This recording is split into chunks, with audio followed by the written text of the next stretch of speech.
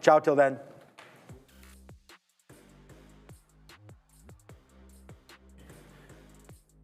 Boom. Greetings and salutations, beautiful people. Welcome to the Midday Show. That's your boy Joey Opsh. I'm Sharif. And we got to say hello to everybody, but we got to wait for YouTube to let everybody in because, well, YouTube's taking its sweet time today. So I'm going to take the opportunity to add more of my watch list to the side over here while everybody weasels on in. Good morning, good morning, good morning to everybody. Benton, come on, you Gunners. What an epic disaster Liverpool FC is. Get your act together, man.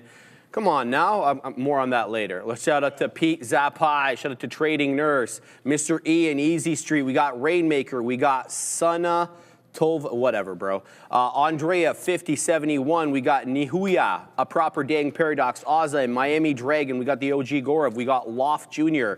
We got NorCal Granger.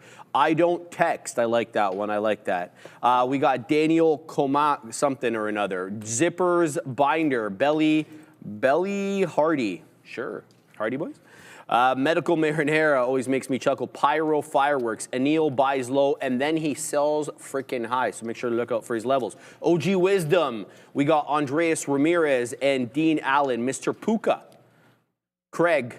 We got Yummy Thai Foods, the OG as well, John Del Segno, Real Jack Wagon, The Real Dangerous. Shout out to JRJGN, I should say. And then Danes Escobar. Good morning to everybody. Happy Monday, brother. Yeah, happy Monday, everyone. Let's get right into things here and stop messing around. We took 2 attempts, only 2 trades here this morning, and that is going to be on HIMS to the short side, looking for the continuation, but right out of the gate, guys, only a couple minutes after the open, you get that clean flush, and you haven't been able to breach these lows. So attempt number 1, right here on HIMS, looking for that move lower. And I'm like, all right, if we break this previous pivot high, we'll get out, and I believe we'll be able to get ourselves a little bit better of a price. So sure enough, we do breach through that. We get out of it. Patience is key. Approximately 4 minutes later, we see some more signals to re-engage to the downside. And sure enough, we go short, and we add 40% more to what we had right here. And then I was looking for 16. If we broke that pivot, I'm like, all right, we're going to rock and roll. We can head into 16 on HIMS. You're down 20% or so, now down 22%. You're down significantly more at this point. And then sure enough, we got this bounce and this rebound. I'm like, okay, let's get out. Failed to establish a new low of the day. If it comes back to my break even, considering I'm already at a 1-to-1 risk to reward ratio, I'm like, let's get out of this trade and then just kind of regroup and get involved into something else. So sure enough, that's what happened here. Give back a lot of unrealized profits, but that's neither here nor there. And then we haven't re-engaged since. There was another opportunity. I was kicking myself on that front to get involved. Didn't take it, but now you can see you're starting to get a slight squeeze on HIMS. One thing that really grinded my gears this morning was this here. I posted up, so I'm like, all right, SLV, it's like, literally, when this thing is trading, where are we at over here, Assassino? When this thing is trading, you just go with the flow. So I'm like, all right, nice consolidation and pullback. The overall market is strong. Let me get involved here. And then as soon as we started to climb higher, I'm like, let me post up at 73.70s. And then I never got this pullback right off of this. You breach this, but then immediately buyers step right back in, and then you start to climb a little bit higher. I post up at 70s waiting for any form of a pullback, and I didn't get it. And then sure enough, I wasn't going to chase it, and a nice steady climb to the top side. But aside from that, let's go over a couple of the names that we are looking at. We already did 2 of them. That is going to be HIMS and Silver. The TQQQ is a nice steady grind to the top side. And then Robinhood with the upgrade, as you're now up to $87. We were looking around 75, 70s the other day, and a nice rebound in Robinhood, Sharif. All right, guys, here's what we're looking at. Here are the 8. There's a lot of good ones today. There's BRLS, which is a multiple halter. From what I can observe, it's already a triple-digit winner, up 130%. I think it just printed the day's high at $1.54. It is holding up technically well. Now, that's if you're looking at the higher highs and higher lows. If you're looking at some of these moving averages and or the volume-weighted average price, you need to stop looking because these are more lines of best fit rather than any key areas of technical support and resistance. In fact, one can make the argument that the white line there, which will always be the volume weighted average price on my black charts, fits right in the middle of the price action. So maybe, you know, look for, use it as basically a standard deviation line. Keep a lookout for that. UOKA is losing in a hurry. It's below the pre-market high. It's lost VWAP. It was very strong right from the get-go. It was very strong in the aftermarket on Friday. Continues in the pre-market on Friday. But, you know, a lot of these ones, they do have their best trades in the pre and the post-market as for many reasons. We've talked about one of them, which is, of course, the lack of the volatility halt parameter. But this is the one that I was pointing to Joseph. I'm like, basically from 9:30, that implied that basically inverse hammer candle right at 9:30 on the 5. There was one red candle at 10:05. Everything else was green. Alas, of course, when we start the show, that's when the biggest red candle of the day comes in. How come that is? Well, a lot of the, you know, the speculation, we never really know, but the buy programs, they don't just stay on the entire day from 9:30 to 4. They need to go out to lunch as well. These buy programs get hungry. So, you know, when 11 o'clock comes along, they do get shut off, and there we go. We get a big red candle there. But it is possibly setting up into that 250 area, which is happening, I should say, to overlap with the 10 EMA on the 5. Alas, it will still be the second lower high candle in a row on the 5. So this one's up 42%. It's not a bad look, but going to keep my eye out on this one. LIMN is the ticker. It's a holdover. We've seen this multiple times last week. A lot of the small cap traders in the stream, I should say, we're looking at this, and they did quite well on it. CCHH. Remember that channel from Hamilton back in the day? CHCH-TV? No. Channel 11? No. I'm leaving. All right, so CCHH, you're killing me, bro. Come on, man. Well, I'm horrible, too, with the movies, so it's not just you. Yeah. CCHH, dropping into that 80 penny area, 87.5 penny area. That's the volume weighted average price. This one had all sorts of trouble clearing the dollar.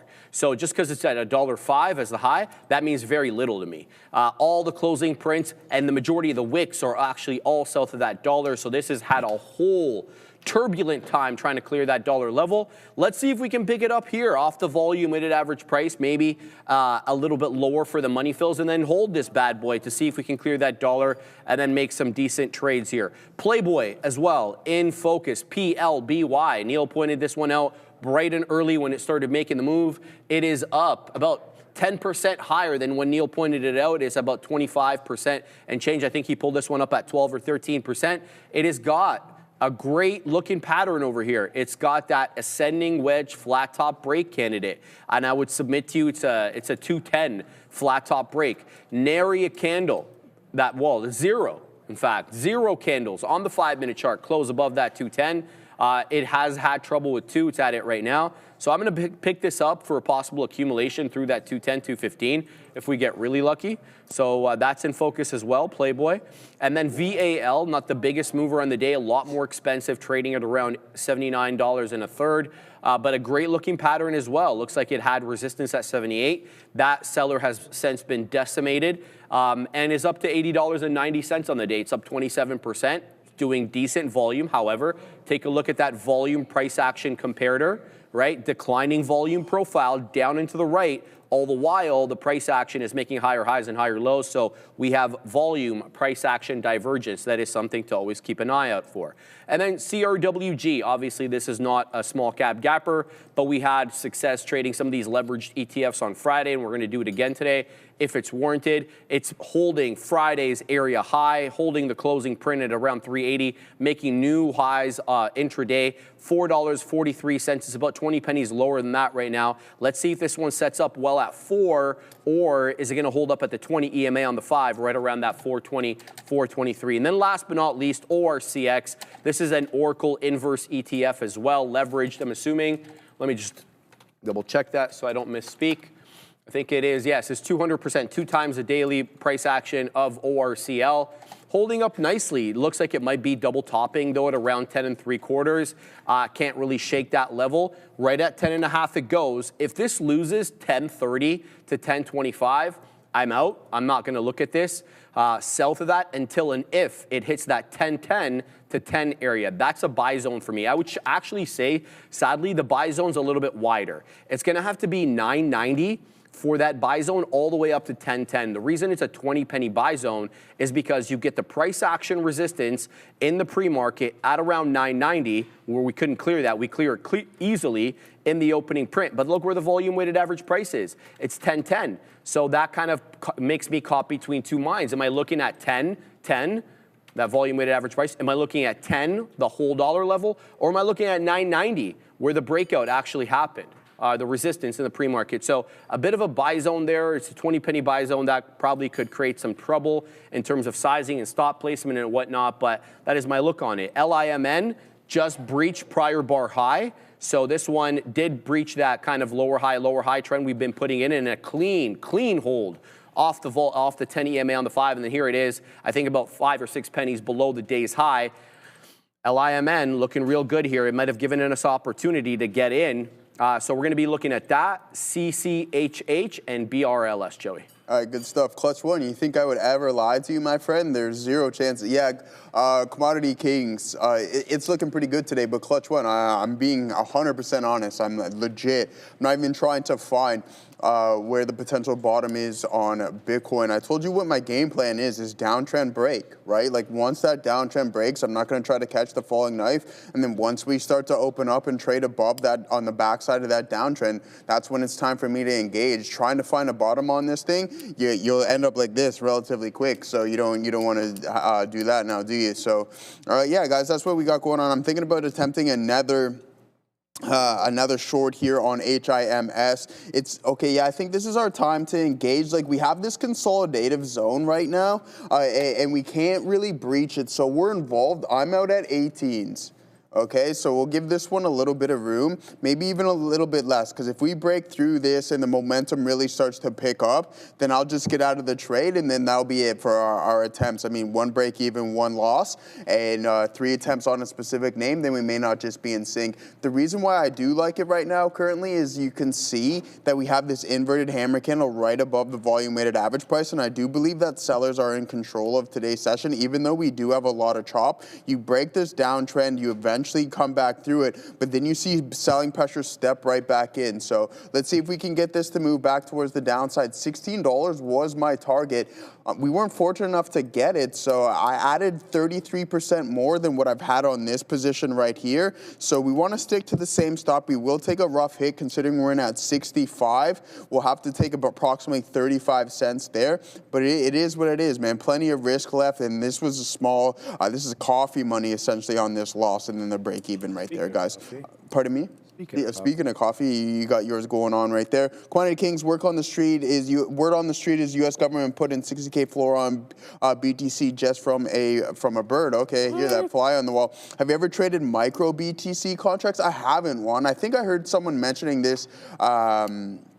I just trust you, dude. It's not even that. Like I haven't one, but it's just making our lives easy, right? Like you can grab the bottom if you truly want to continuously try to grab the bottom. By all means, stick to your own game plan, right? But that's not my game plan. Right? If I'm talking my own book here, essentially, which I'm going to, is that, hey, this is what I'm looking for. I want to see this break, right? Like I want to see us on the backside of a trend, and then that's when I'll start to get involved. I'm not going to continuously try to grab the bottom. Oh, I did this over here. Just gets absolutely destroyed. Oh, that wasn't that much fun. Now, was it? Okay, yeah, we try it again one more time. Oh, that wasn't that much fun. No. So what am I going to do? I'm going to be patient, and I'm going to wait for confirmation. I like what Neil's ideas are sometimes. Like I just try to take a little bit from everyone. He's like, hey, man, he's waiting for trend line breaks, whether it be from an intraday standpoint or maybe even from a daily. And that's the game plan that I got going on here with Bitcoin. Waiting for that to break. Once we have the ability to hold the backside of the trend, then it's engaged, because if we're going to climb higher, the chances of us breaching that previous pivot high of 127,000 is probably it's good. I think I'm putting probability in my favor, and that's the nature of the beast, all right? So yeah, moving forward, here we go on HIMS. As we catch the top there, the supply zone, we weren't able to break through that. That's exactly what we want to see. Now we want to look how this underlying acts around the volume weighted average price. If we can break VWAP and head a little bit lower, considering my price is significantly better than my previous entries, I mean 20 cents there and then approximately 80 cents on the other one, then we'll take some off in this supply zone right over here around 1690. And if it breaks lower, then we're going to be rocking and rolling. Thank you. Hit the like, not just for me, but for Sharif and everybody around these neck of the woods. Everyone on the team deserves a like, not just me alone. So this is a team effort around this neck of the woods. So yeah, thanks, Juan. We'll most definitely get it. Let's go Hims.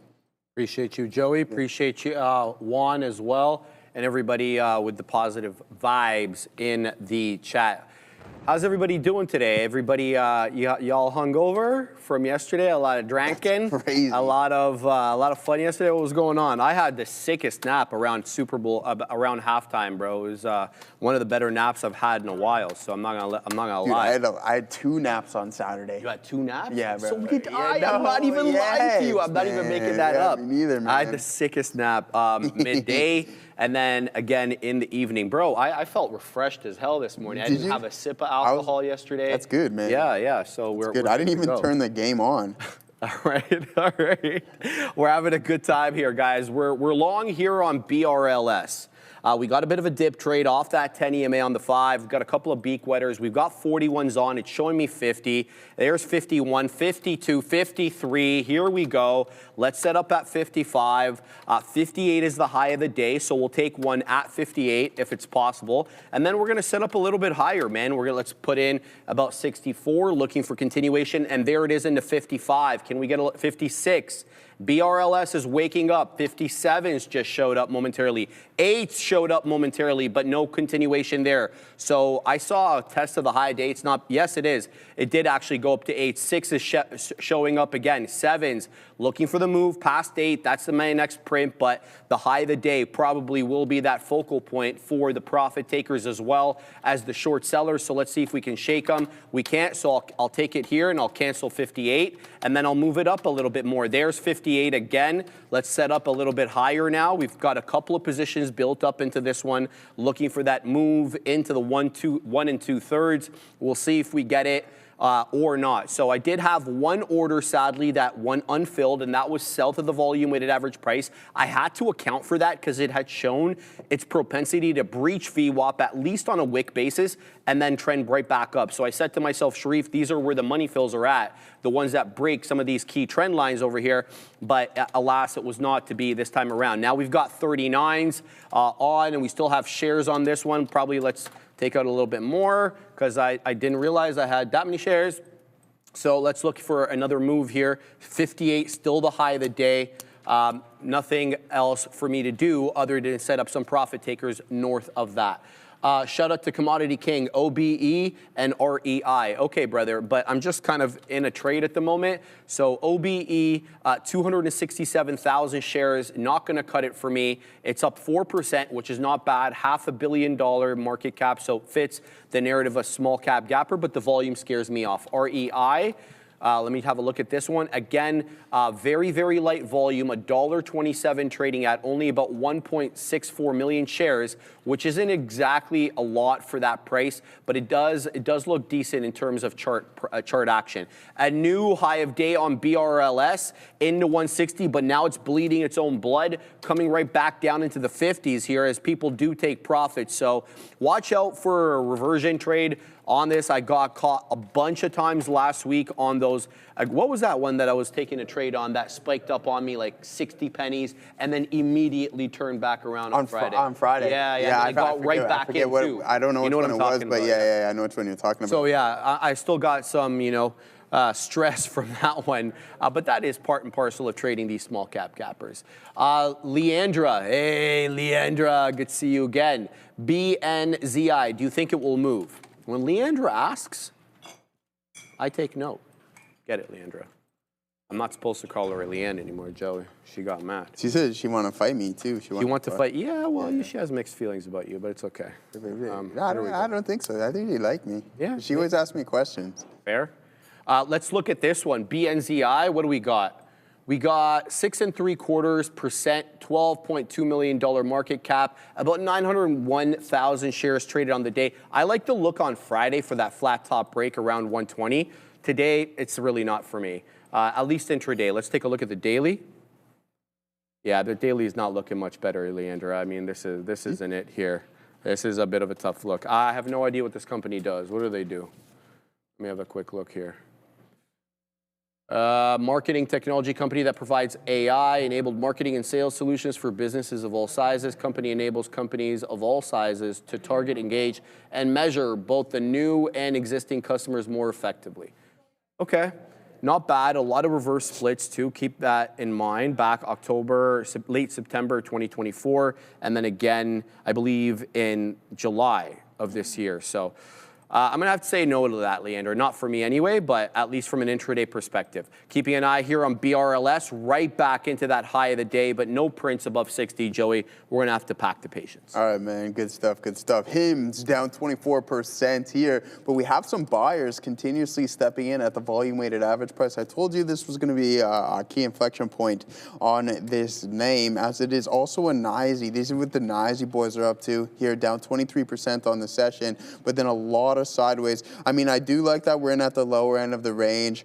We'll give it to north of 1780 a little bit.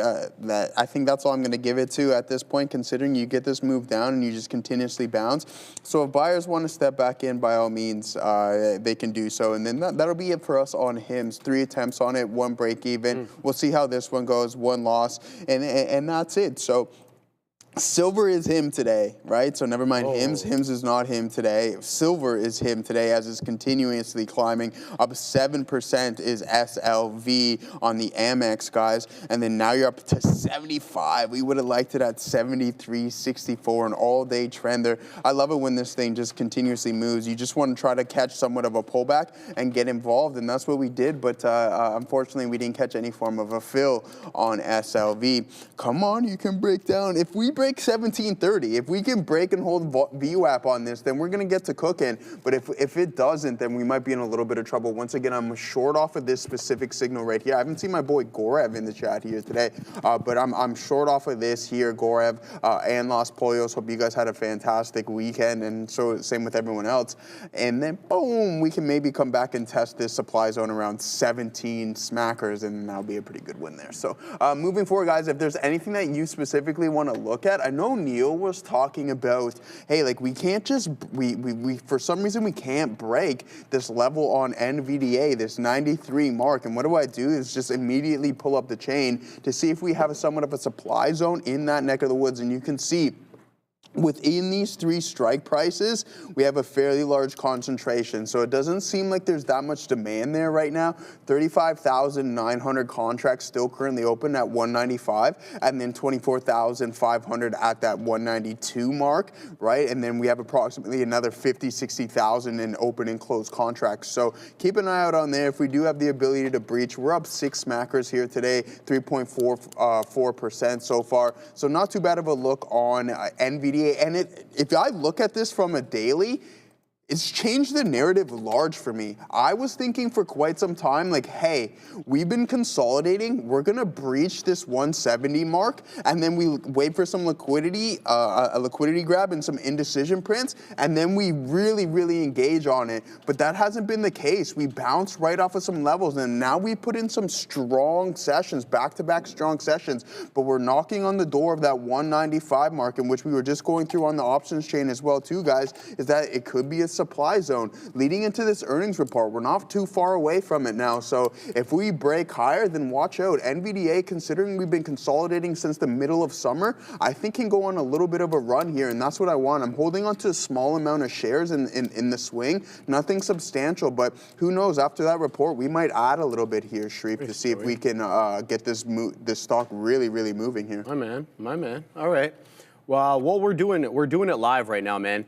On BRLS, we've got 37s on, and we just took out 69. It's a 70 penny high a day. We just got into the high, looking for continuation now into the 80s, okay? Well, let's not get carried away. Let's see the mid-70s at least first. I'm waiting for the 80s. I'm waiting at 82, so I'm going to forego any prints in the 70s. There it goes into another high a day into 74. It's up now 160% and is very strong. 75s just showed up momentarily. Looking for continuation into the 80s. I did weasel into this trade again, LIMN. It's got very very, very, very good respect here for the 10 EMA on the 5. So I'm giving this south of the $0.50. We already got a print there into the mid-70s, looking for a move into the high 70s and then into the 80s. LIMN, a holdover from Friday, and another good day for it today, up about a little bit less than 50%, 48% and change. But I've said very little about this trade. CCHH. Look, it's hanging out at the volume weighted average price. I'm about 2 pennies out of the money on this. I'm going to let it go just because it hasn't breached my out, but I am kind of concerned about this kind of indecisive price action right around the volume weighted average price. It's got basically equidistant wicks above the volume weighted average price and then below the volume weighted average price. So I'm kind of unsure how to feel about this. Yeah. Well, I'm just going to let myself stop out of this one if it doesn't go in the right direction. So we're going to focus on BRLS and we're going to focus on LIMN. LIMN, look, it's not exactly the perfect setup. It's not an A-plus setup, but it's showing you something here that may be worth your while. So what I don't like is the unbroken lower highs. I don't care about this topping tail candle that lured everybody in at 11.10. That did make the intraday high, 283, fine, great. But look at the closing prints. It's a symphony of lower highs. Much the same, though, for the higher lows. So we're in a bit of a compression pattern, right? Now, what I like is that it's holding the 10 EMA for that compression pattern, meaning the algorithms and or the traders are kind of earmarking that 10 EMA on the 5 as their entry point.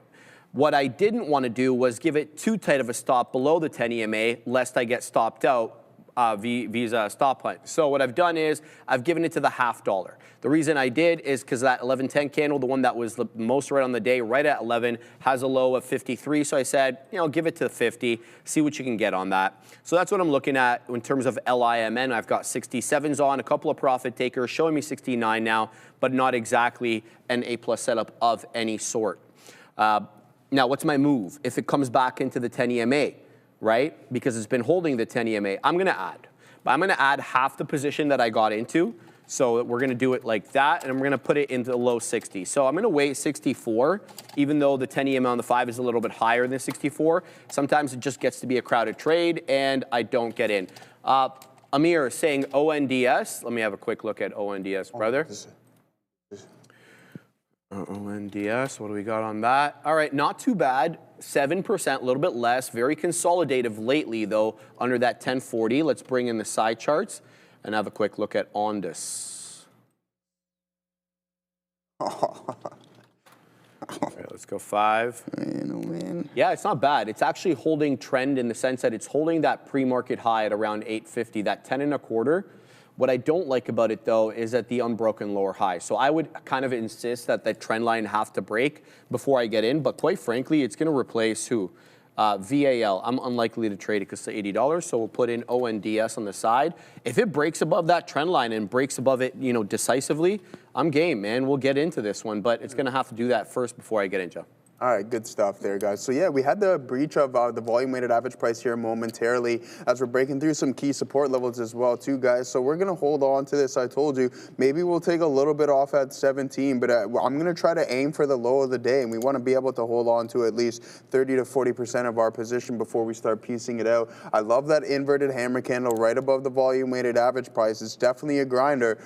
These these NYSE stocks can really get you going here. All right, let's see what everybody else in the chat is. My bro Oracle and ETF IGV all oversold on SaaS fears. Time to rebound. Yeah, I agree with you. Maybe we're going to see a little bit of a rebound here. I mean, you go through some of the cybersecurity names and some of these software names. It's just like they took a pretty aggressive hit over the past couple of sessions. So maybe we're going to aim for a little bit of an oversold bounce. But top VWAP, I hope you fellas killed it on bull bets when you have a chance. Look at, Sharif, dude, I've been Poly Market, so I just kind of got on the Poly Market. Okay, someone mentioned Poly Market here. I love that, Darwin Trader. I just was like looking at it over the weekend because I'm like, hey, if you can trade some of these bets, that would be pretty cool. So I started to a little bit get into Poly Market, and it might get me into a bit of trouble here, guys, because I'm going to start reading up on it a little bit more, and you can just like essentially trade the percentage in which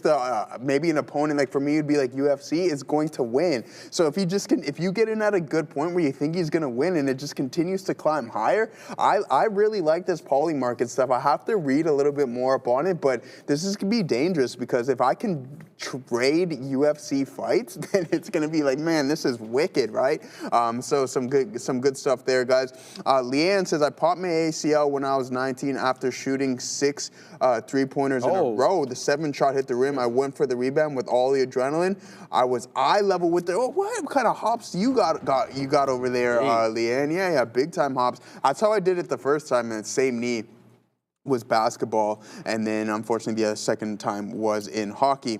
All right, let's see what else everybody else is. I saw Mr. Worldwide dancing at the Super Bowl party. All right, right on. I wasn't there, so I couldn't. It couldn't have been me. I'm doing options for ETFs. Love hearing that there, Leanne. And then also top VIP. Same thing with Kelsey. I'm on it. Yeah, I'm gonna read a little bit more into this stuff, man. I think it can be a lot of fun. Joe, I went 5 or 6 doing it. Did you, Ryan? I was looking for you earlier in the day, man. Our guy Dustin Jacoby, I don't know if he's our guy, but he got a nice knockout there. I fell asleep during the just before the main event, so I didn't get to catch that one. All right, right back into these markets, guys. HIMS NY. You can see that we're 1730 once again acting as a solid defense. But if the momentum really starts to pick up to the downside, I think we'll have the ability to breach and hold it here. There is an uptrend that is kind of intact right now, and then we have this hammer candle right at VWAP, so we have to be cautious of this. But as soon as that mark is broken, I do like our chances once again, talking book here, if we could just break that hold, and then I like our chances coming into that supply zone around $17. Silver just steady trending to the top side, now up to 75.26, and then we have the TQQs as well, guys. It's just like, hey, you don't want to chase it up here, but with this type of slow, steady, grinding price action, it's like you buy high and then you look to sell higher and not counter trend, because there's no signs of any form of a turtle shell type price action where we're going to curl over or any immediate flush coming into the market unless some form of catalyst steps in. So 51.85, I wouldn't be surprised if we run into 52 on the TQs here momentarily, especially with some of these big boys continuing to climb higher as well, Shane. All right, LIMN, I had to tighten up the stop. It's just a little too close to the 10 EMA. 2-candle red setup. We've got 66s, it's showing me 60. So mid-50s, and I'm out, and here it comes. Let's see if it loses the mid-50s area. I put it just below 54. So it's already dropped below the 10 EMA on the 5 for the first time on the day. If it closes this way, of course, but we'll have to wait and see. BRLS continuing to trend at the day's high. There is a seller at 70. It's been above 70, mind you. It's been into that 74 penny area, but spent all but no time there. So the level for me is 70 pennies. But we've been working our way up into the 70 penny area with some higher lows. Let's see if we can kind of trend into that area or what. I've got my next profit taker a little bit higher than the high of the day, 74. I put it at 82. So that's my focus there. But I will have to stop out here. I'm just going to stop out using my hotkeys below on CCHH. It lost VWAP. It's right at that level that it got into before at 1120, but I'm not going to want to DCA into an oblivion into this one. So CCHH will be my first L on the day, but we'll stay positive and we'll look for a move above 90 pennies. That's the only way I get back into this one. LIMN, though, is holding on by a thread. We're going to get to Frederick's Super Chat when we get back from the big desk with Adair. Try to keep it brief here, guys. BTC had quite the round trip, as we've been saying a couple times. Friday, we had this massive bounce here from just below 60,000 all the way up to 71,000 halves.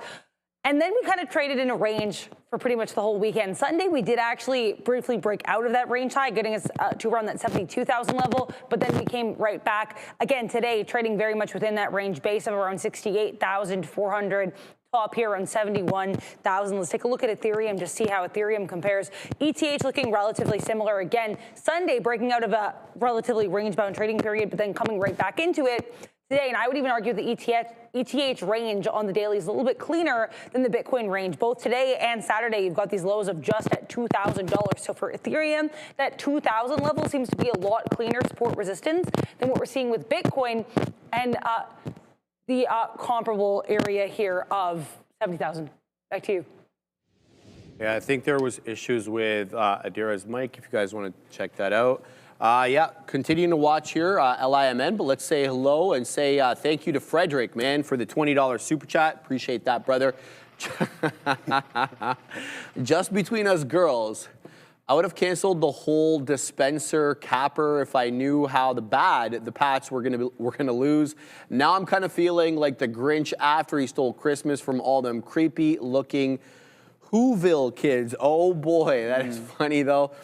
Man, that was a snoozer into the I didn't watch. 6-0. Yeah. 6-0. I'm like, okay, I'm not missing much, and I just kind of dozed off, did something else. I think you know where I stand with football these days. I was watching a while ago, man. Yeah, well, it is what it is, right? Styles make fights. Same thing in football, right? Yeah, so, exactly. Yeah, guys, still holding on to LIMN over here, but now this is looking like it might break down below the 10 EMA on the 5, so I'm keeping my eye on this one. We've got 66. It showed me 60, but I'm not really liking the look of this one's jib, and it feels like there's downside pressure here on this bad boy. So I'm going to let it stop me out. I've got my stop exactly where I want it. Just make sure that it's active. It is active for the right share size. Let's just make sure, right? Because we did add into this one, all right? So let me double check over here. Yeah, we're good to go on that. So LIMN still holding a piece there. And then the other one that we were involved in earlier, BRLS, still substantially into the money on that one, but it does look like it has a 70 seller.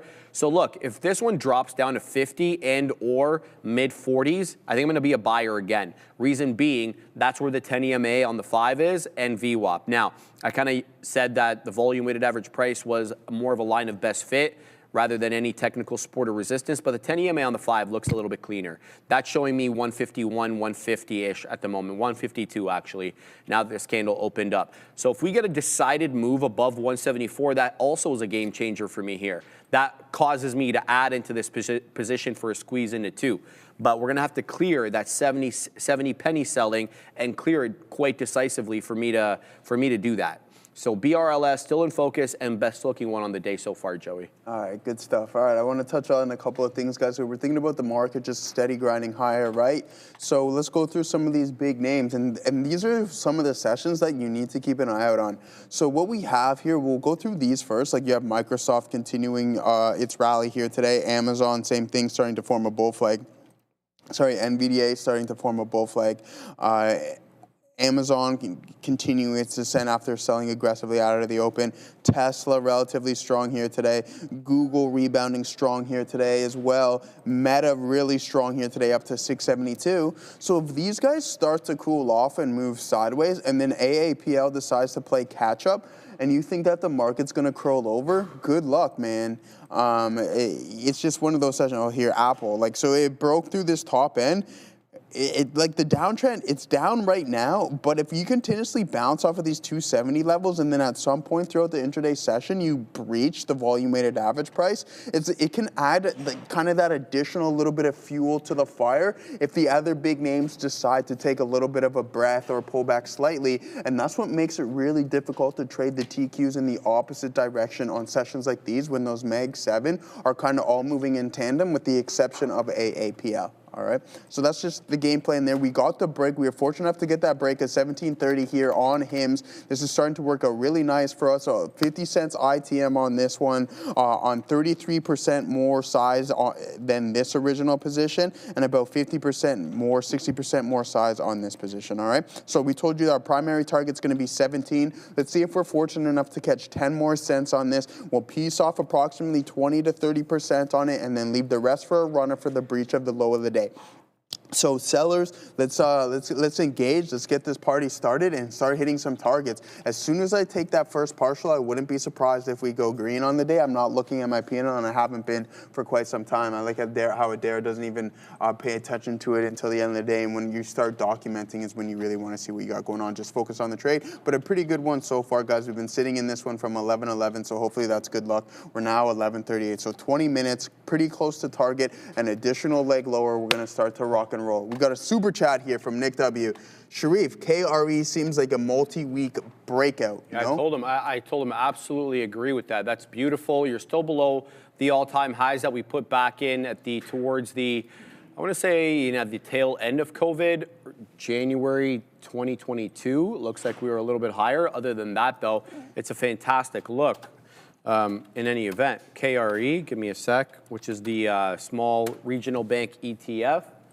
Here it is. Let's go to the daily, show you the daily first. So we've taken out November 2024 levels of 70. That was the election run-up, the strength into that. So good look there. And that was a key area of technical resistance as well. You can tell that 65 to 70 area had been a bit of a top for a while. You flip to the weekly, and then the only level we're really looking at is that, I want to say, that weekly double top from the week of January 10th, 2022, and then the week of January 18th, 2022.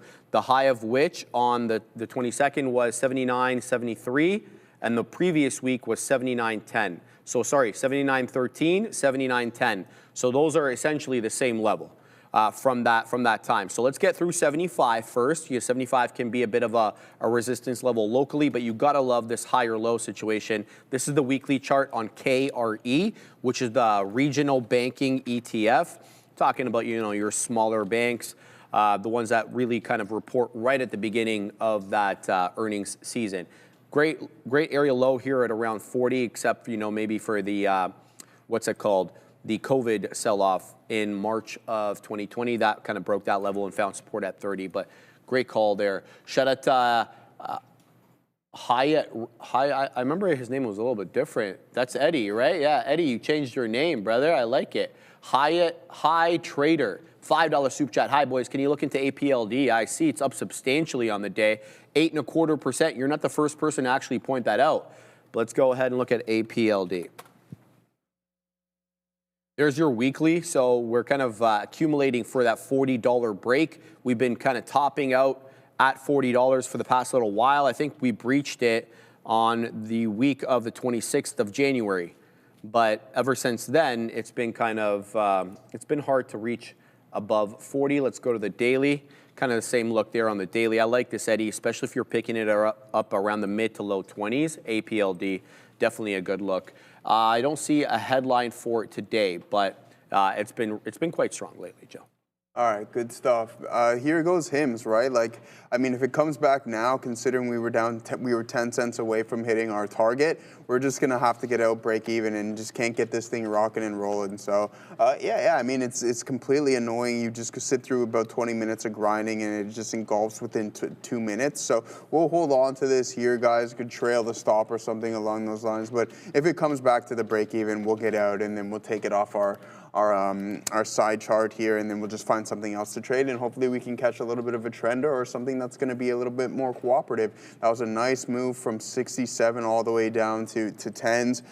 Not fortunate enough, we didn't take anything off. We wanted 17s, and then now you get that price action turnaround. So I think the market heard me when I said, hey, man, we're waiting for 17s, and they're at 17.10, and they're like, no, we got this guy. There's no way. Obviously, just being sarcastic on that one. Any opinion on grabbing some RBLX at this price, bouncing off the 200? I don't necessarily have one, nor am I a big fan of this stock, but what we can do is just look at the technicals and go based off of that and see what we got going on with Roblox and head over to the daily. For me, again, like I think with the larger crowd, what you want to look at is same narrative, right? So when are people going to start to engage at this point? Is that downtrend broken?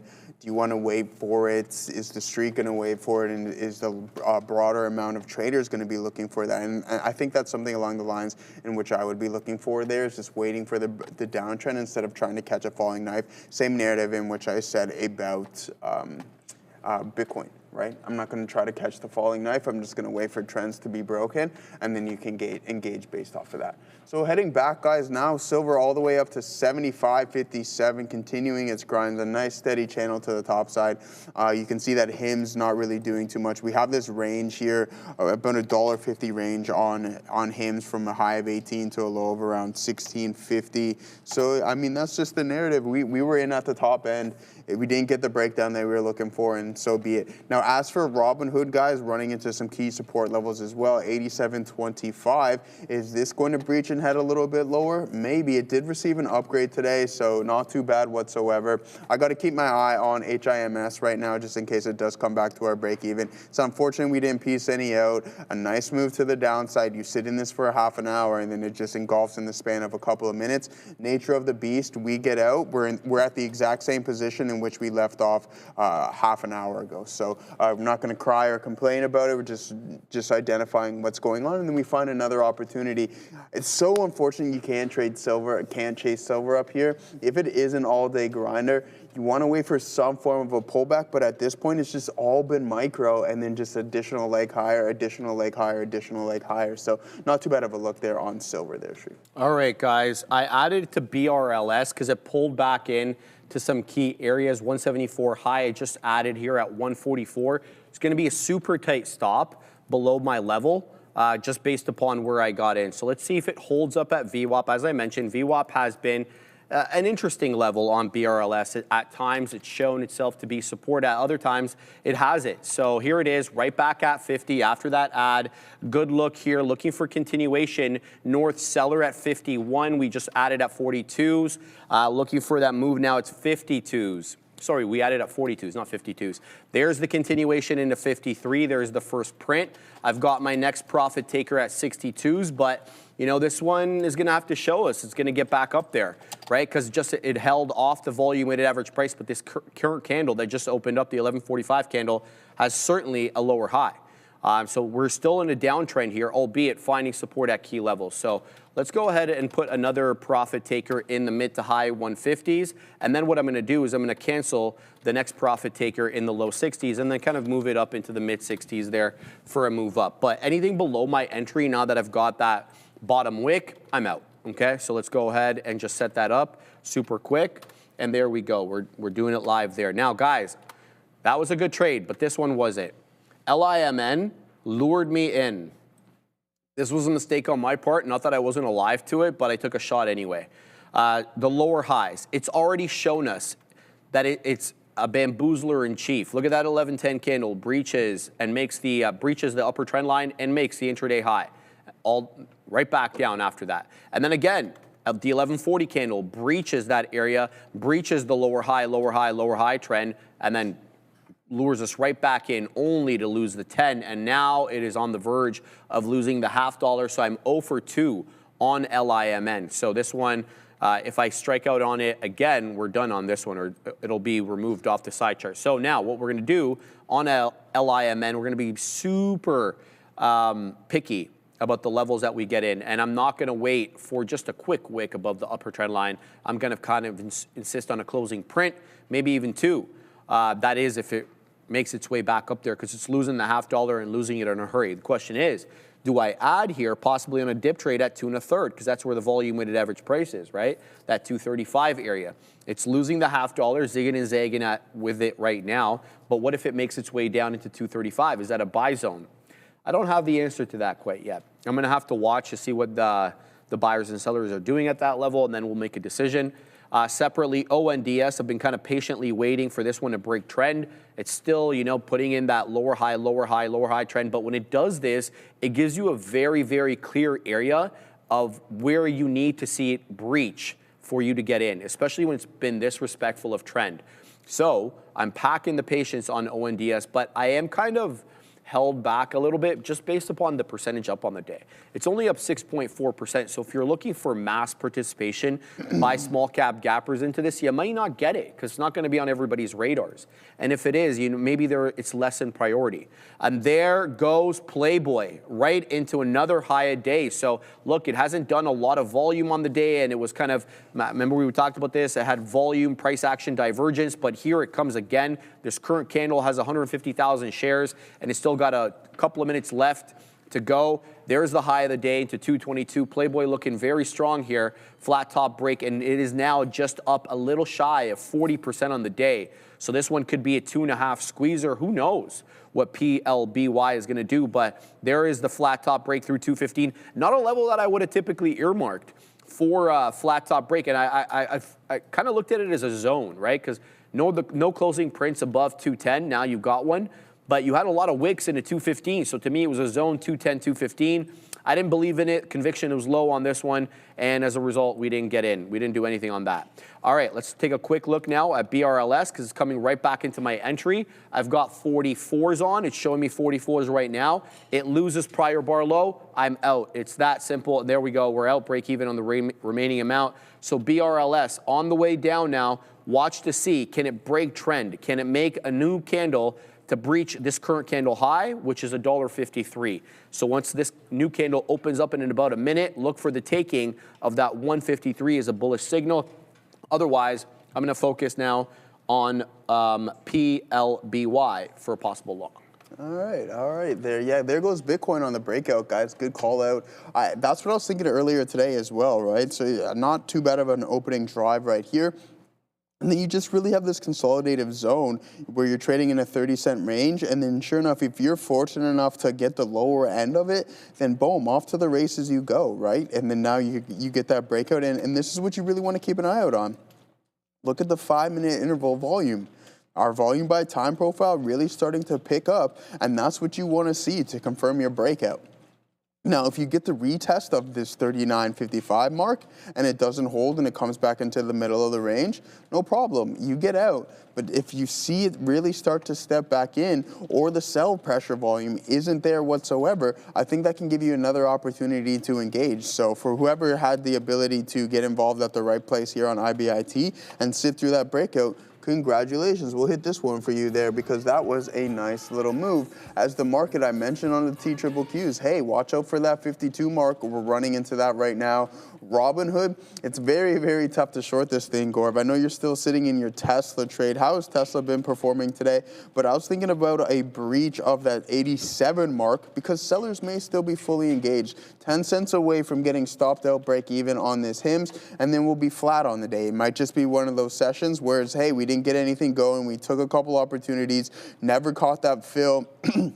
Which is the most frustrating thing on SLV, and then sure enough, it decides to grind, and that's exactly what we're looking for, but it is what it is. But no, Robinhood off to the races, so you're not going to get that support level break. A nice break to the top side and see if you can break that previous pivot of $88, and HIMS just really just We'll find something else to potentially trade here momentarily, just so we don't get frustrated. That's why I take things off, is because, like, hey, you take your 3 stabs at it, they don't work for you, then you just go and look at something else. So I'm getting prepared to, what did I just do here?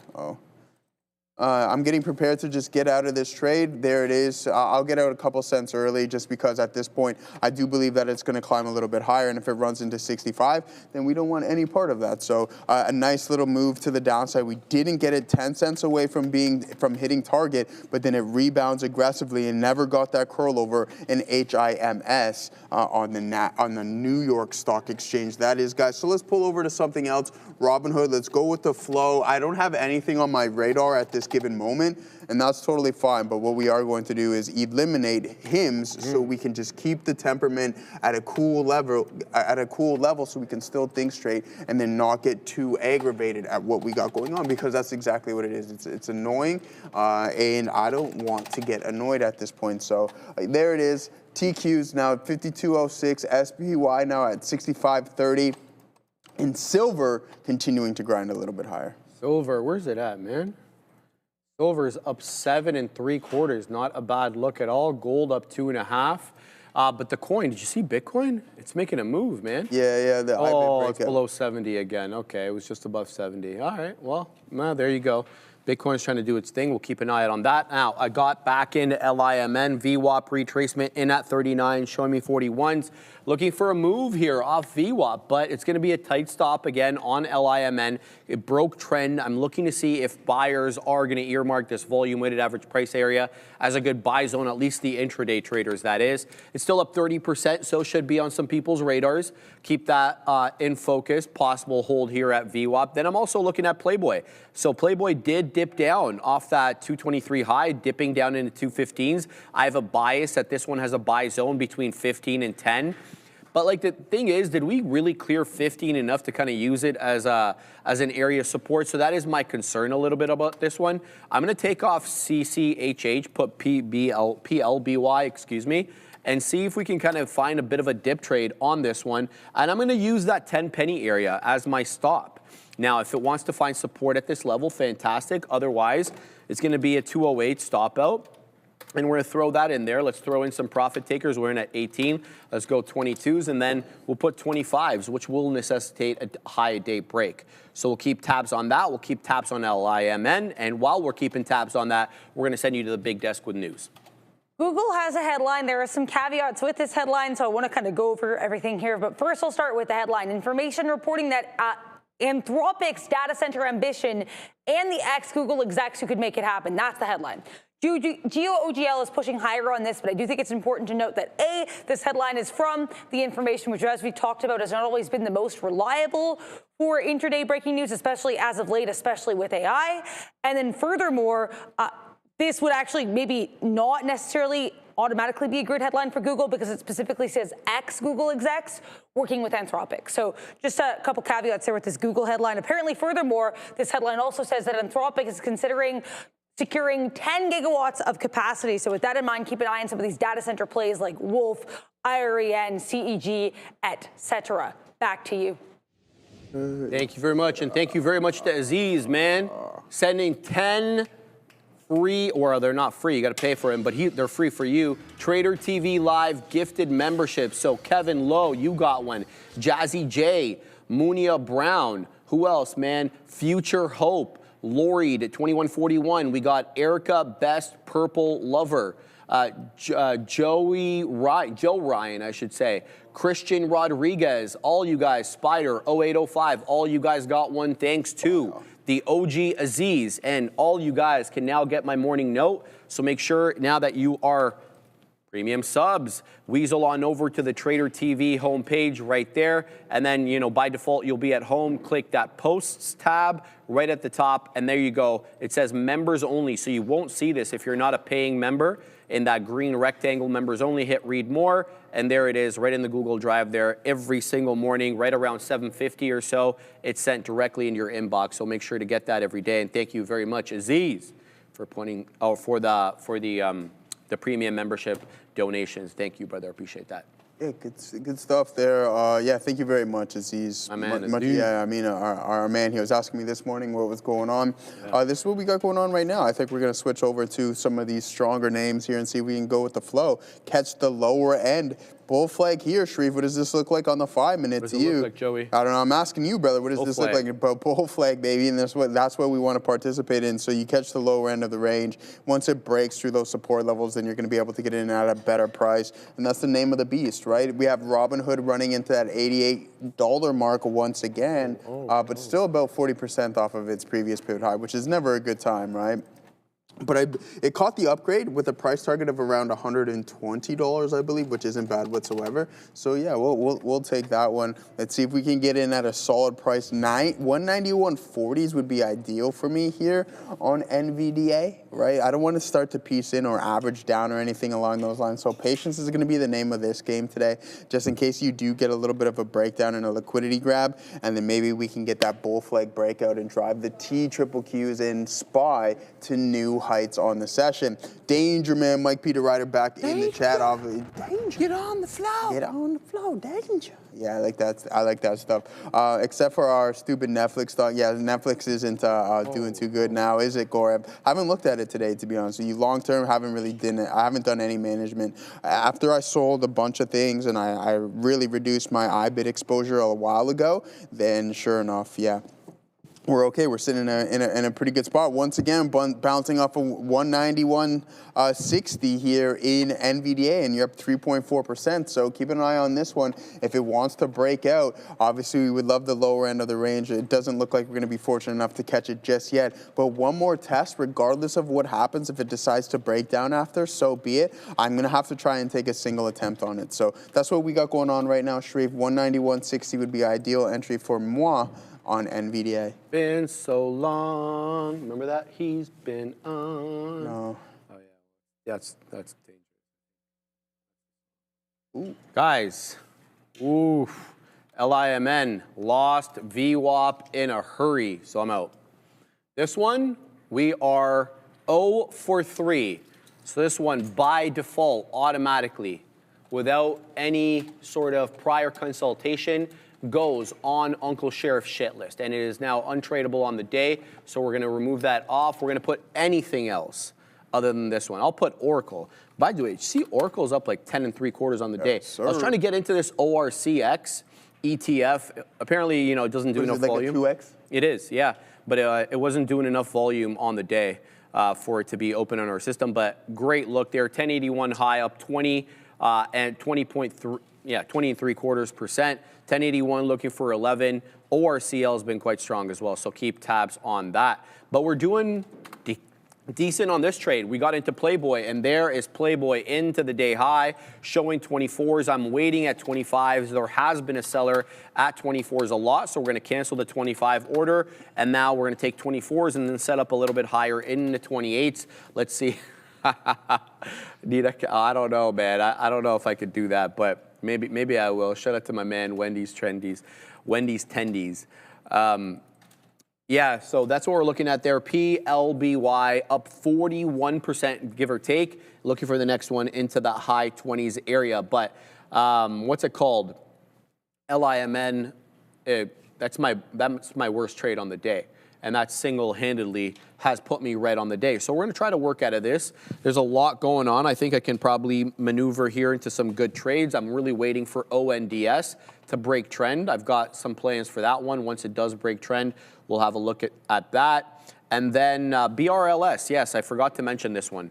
This one we were involved. This is my biggest winner on the day, and it is now halted down. 40.5 million shares traded. It's still... If you're looking at strictly, is it holding lower highs or higher lows? Pardon me. It is. It is. So if you look at every area, very clear area trough, that would, to me, on the 5-minute chart, would be the 1055 candle, the low of which is $1.14, $1.15. Prior to that, it was a double bottom right at 99.9 pennies, and now it is halted down at $1.31. So still technically holding those higher lows, but now below some key levels. It's below the 10, the 20, and VWAP. And that $0.50, it wasn't able to hold at the $0.50 despite clearing it by 24 pennies. So BRLS, I'll have a good look at to see if we can kind of finagle a trade into this one, but it's going to have to show me a change in tune, a change in trend. So other than that, you know, we're not gonna weasel into that. And then how we doing here on PLBY? Yep, another new high a day, makes a 225 high. There it is, right back into 225. 15 million shares, guys, on a $2 name. Not too bad, not fantastic. It is a little lightly traded, but the spread is 1 penny. And quite frankly, I've seen topping tail candles into that key level of resistance, but I haven't seen too much in the way of bamboozlement. So it doesn't seem to be one of those ones where, you know, it makes a new area high and then the profit taking is so aggressive and the liquidity so bad that it drops off, you know, 10, 15% off the highs like we saw on Friday with some of these names. But this one doesn't seem to be like that. But you never really know if a big seller comes in or a short seller for that matter as well. So keeping an eye on that one. And that's it. That's all I've got for now. I'm just scouring here the scanner on the top for any new ones. And as always, guys, if there are small cap gappers that may be a little bit lower on my scanner that I haven't had an opportunity to talk about or have missed accidentally, please let me know exactly what's moving in the moment, and we will cover them, especially if you know, they're above the volume weighted average price. They're setting up correctly. Definitely into that. But other than that, we're going to pack the patience over here, and we're going to go, I believe, Assassino, right? Not yet. Okay, so we're going to keep an eye on Meta is moving, says Los Polos Hermanos. Okay, it is. It's up 2 3/4%.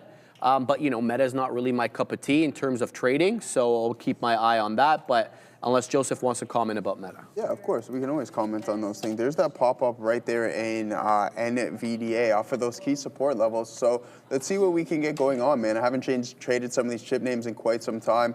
We waited for that bounce off of the key support levels. We'll talk about Meta here just quickly and see what we got going on. It was a strong day, right? We know this. So a nice rebound right back into this gap that has now been filled, starting to fill this one, or even though that's filled. So yeah, a nice strong day here in META. Guys, we're going to go to happening now, and then Neil with his lesson of the day. No, just going to talk about ONDS here. ONDS, we did have a catalyst in this one earlier today. Apparently, their 4 million defense secured a 30, or their 4M defense, sorry, secured a $30 million $30 million multi-year demining program in Israel. But there's another story with this one that's kind of interesting as well. I'm just seeing this circulate on X now, though. This post was shared on LinkedIn, looks like about 7 hours ago. Looks like there's some speculation here about an Anduril partnership with ONDS after the CEO of Anduril was spotted with the CEO of ONDS. So Palmer Luckey hanging out with ONDS executives. Nice look for ONDS in addition to that catalyst they already had. Back to you. Yes, very good. All right, keeping an eye here on RCAT. Thank you for that, guys. It's not, you know, a small cap gapper anymore, but we'll make an exception for this one. RCAT looking all sorts of bull flaggish. Let's bring in the side chart and discuss this one. Thank you, by the way, to Commodity King for that call out there. I didn't have my eyes on the cat, but the cat looking real good. Very clear bull flag breakout right at 9:30. Did all but nothing in the pre-market. So this one, you know what, we won't have to worry about any pre-market highs to take this one out. Volume weighted average price substantially lower than the current price action, below 13.5 actually, 13 high 40s. This one is showing $14 support. However, that topping tail candle, I don't even want to call it a topping tail candle. It looks like more like a doji candle. This one over here at 11.25, that made the high of the day at 14.26. When we look at that, unbroken lower highs subsequent, all the while 14 holding as support. Now, what's funny about this is that 14 was clearly resistance. I mean, when you got to that area high, you did breach 14 by a couple of shekels, 14.07, 14.08 max, but you were always using 14 as a level of resistance, and you used it essentially from 10.25 to the very clear breakout there at 11.20. So can we now use 14 or 14-ish as that level of support? I'm going to keep my eye on this one. In fact, I think I might take a trade just given the proximity to this one at 14. I think that I can probably finagle a trade into this one, and hopefully it'll be good. So let's throw that on there. RCAT. Wow, it's a lot more expensive than it was last time. The lower highs is getting me a little bit concerned, though. That's the thing. I don't think we've broken through that lower high. So I'm going to have to look at this through the lens of, you know, a DCA trade that I'm just building my position here. This is kind of how I feel. We've got 12s. Let's set up some at 18s, but knowing full well that it could drop and, you know, drop into the 14 single digits. So prior bar lows, 14.03, prior bar high, 14.09. So what I'm going to do is I'm going to look to get a little bit more kind of in the intermediate area. Let's go 7s. Let's see if we can pick up some at 7s and what the situation can be there. But RCAT looks real good, especially if it holds that general $14 area. Now, I'm not going to have a strict stop below 14 for the reasons I articulated, because it seems to, you know, breach it at times only to recover above it. But what I'll do is I see a candle here at 11.50, the low of which is 13.98. I'm going to give it a little bit of room below that candle. So I'm going to use that candle kind of as my baseline, and then we'll give it a couple of pennies below to see if we can kind of hold up on that level on RCAT. So that's my look there. How's PLBY doing? Coming back down a little bit over here. So it looks like it rejected the $0.25. Let's wet the beak here at 21s in case this one does come down. New levels on PLBY, by the way. 10 EMA on the 5s now adjusted into 217. So that could be an add for some people there. 217, 218 could be an interesting area for continuation play on PLBY. That's kind of my look there. How's RCAT doing? Still hanging out near highs, but really only 2 pennies in the money, nothing to write home about. Looking for a move into that high day, which is at 14.26. And then even after Adara brought us that headline there with ONDS, I'm still bias on this one that it has to break the lower high trend, and quite decisively for that matter, for me to get back in. It's already completed step 1 of the task. Step 1 was to find support at VWAP, and it did that on a 2-candle basis. The 11.55 and the 12 o'clock candle, check, holds VWAP. Now, does it make the first 5-minute candle make a new high with a higher low? Currently, yes, but we've got 3 more minutes left on this candle. I'm talking about the 12.05 candle, breaching prior bar high, and currently has a higher low. But I'm going to need to see a little bit more. If that means waiting into the mid to low 30s for a very green and decisive candle to break this lower trend line, so be it. But I'm going to kind of insist that I don't get lured into this one like I've been lured into some others. So ONDS, Joey, in focus here for a possible long. All right, man. Yeah, Gorev, nice call out there on the flat bottom. Yeah, we could call it that, man. We'll go with that. 272.98. momentum to the downside, and look at the volume really start to pick up there. Exactly, Sharif, flat bottom. So Apple going oppo, but holding the TQs up steady, and we're in this bull flag here on NVDA. It's starting to slowly work for us. We don't want to get too ahead of ourselves here, Los Polios, right? I want 193s on this bad boy, considering we're at the lower end of this range, and this has been a lengthy consolidation. And with that being said, the longer the consolidation, the potentially the bigger the breakout. And on the lower time frames, we're starting to see a slight uptick in the volume profile, so that's something positive. But you can see we are running into those supply zones at 192, so we have to be prepared to get out just in case we do reject aggressively as the market is slowly starting to come back in. Silver off of those highs. We have IBIT coming off of that previous pivot high, but I like the nice ebb and flow. We're bouncing off of supports, we're bouncing off of resistance zones. At some point, one party's got to give. It's either the bears or the bulls are going to take control of this name, especially with this bull flag breakout up 3.42%. I like our chances of continuation to the top side. Just want to go with the flow. If it doesn't work, then so be it. We took multiple opportunities on HIMS. Going short, right? Thinking you're going to get the continuation throughout the intraday session. One loss, two break evens, and we had some nice moves in our favor, but we just never locked in. We were trying to hold until target, and that's going to be the narrative here on NVDA. 193 before I take anything off the table, ladies and gentlemen. All right, UNH broken DTL on the hourly. This might be reversal in the making. Yeah, let's take a look at UNH. One thing I'm going to pull up something for us here momentarily. But first things first, UNH, let's see what we got going on. Yeah, on the daily, nice little pop. Oh, man. Yeah, it's a tough look here in UNH, but here it is from an intraday perspective, things slowly starting to turn around. So positive signs, positive signs. Now, what was I going to pull up? We're going to do the top performing sectors. I'm going to leave you guys in just kind of waiting for what I'm going to show you. Obviously, you've seen it before, so it's nothing new. All right, so let's see what we got going on here today, guys. The top performing sectors is going to be the tech. Yes, the technology of the tech sector here. The technology sector up 1.8%, communication services up 1.5%, and then sure enough, we have Mats in third place, up 0.75% there, guys. Financials down 1/4, and then we have healthcare down 0.929%, and here we have consumer staples down 1 1/10 there. So those are the top performing and the worst performing sectors here today. But let's see whose performance is at the top of the list, and that's going to continue to be Obi Trice right here, guys, up a staggering 25%. Sharif going green there, my boy. Nice work, brother. Finally going green with your 3 picks. They're up 1/4%. That's not too bad of a look there.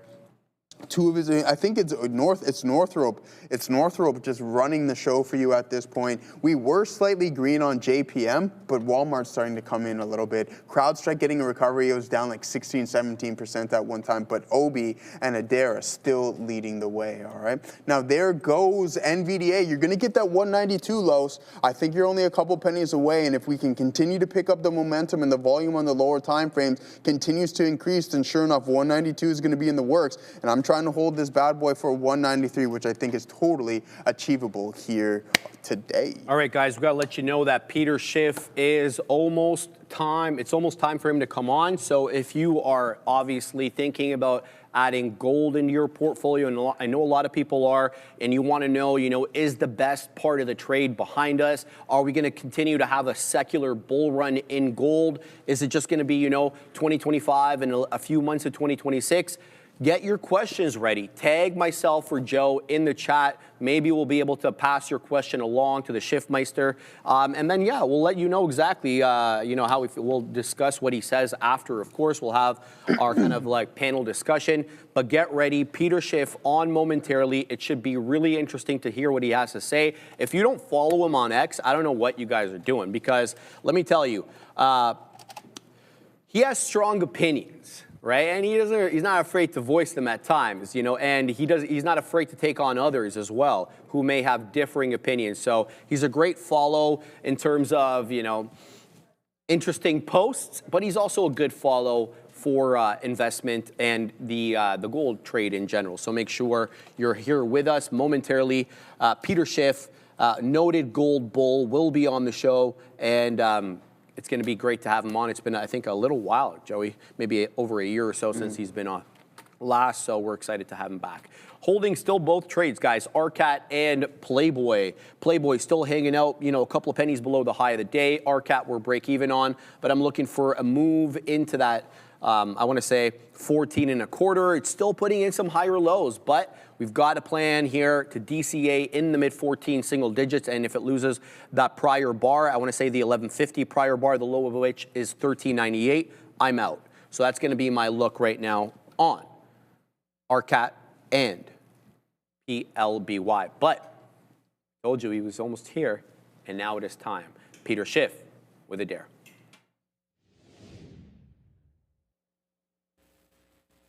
Very excited to welcome Peter Schiff back on the show, chairman of Schiff Gold and founder of Schiff Sovereign.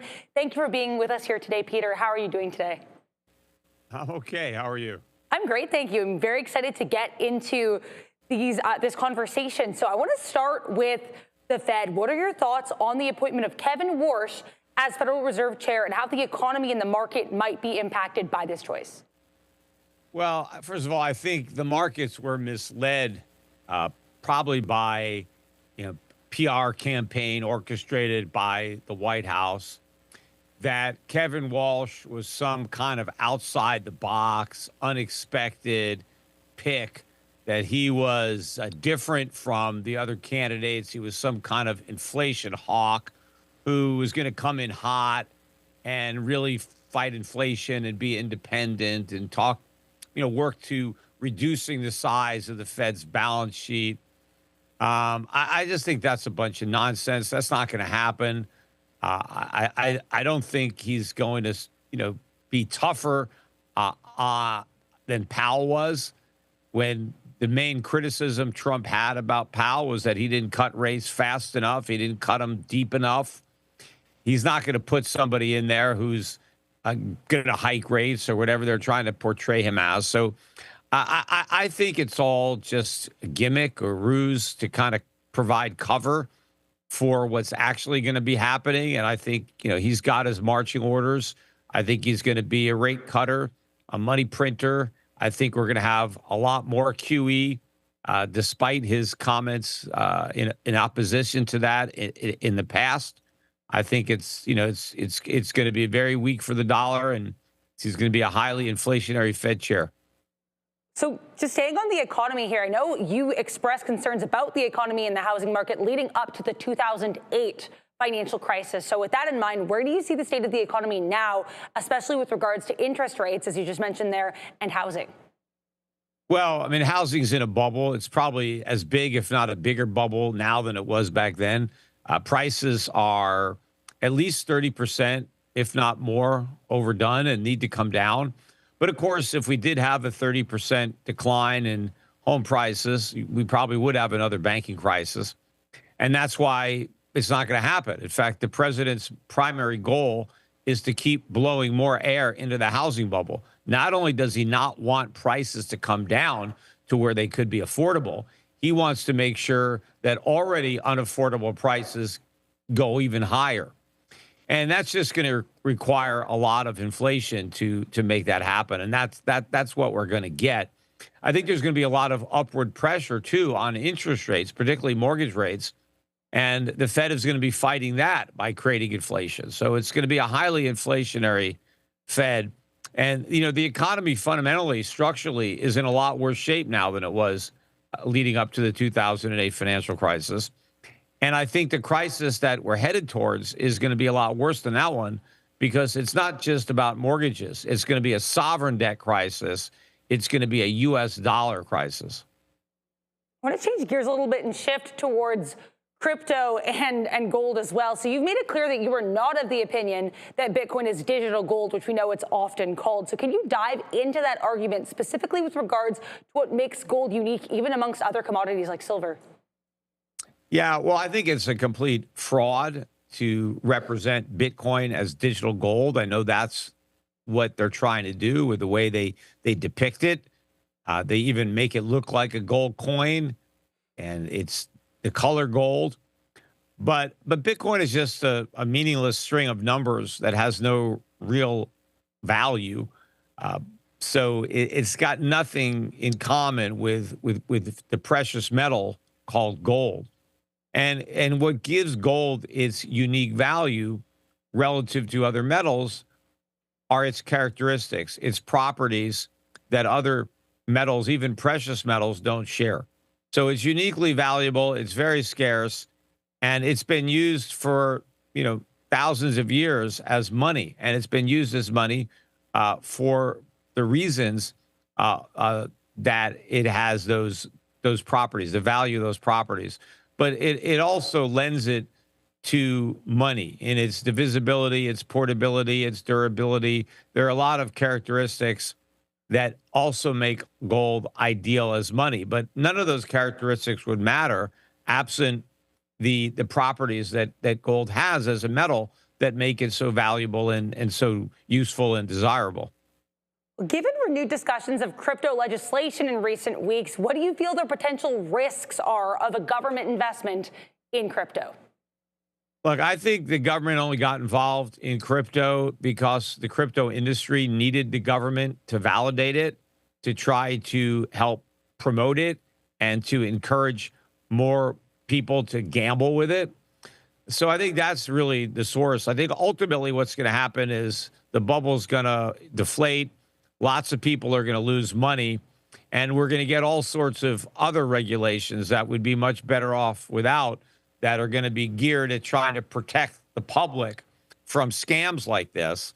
But the problem is the government was one of the main perpetuators of the scam by lending it so much credibility. I think the free market is much better at ferreting these things out than government. And I think it's going to be ironic that the free market gets the blame for a bubble that was, helped along by government intervention. Good point. I think we're going to switch it over now to Sharif, who has a question.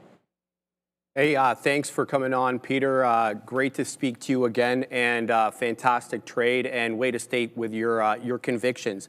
I have a specific question when it comes to China and its relationship with this gold move up. So I was looking at some data, and basically about 25 to 30% of gold demand last year for all of 2025 came from China. Several reasons. We saw a disconnect, of course, in the price of gold bars and gold and in ETFs from jewelry. I think jewelry was down 30%, so it shows you that the focus here was more investment driven. Furthermore, you also saw very prolonged weakness in the real estate sector, which kind of had the effect of having people funnel their money into an asset like gold as opposed to investing in retail. And while the People's Bank of China has been buying aggressively for a while, they now say they're going to be more strategic about it and look to get in at key prices. Do you feel that this kind of has a bit of a headwind, or maybe not as strong of a tailwind for gold going into the next part of this year?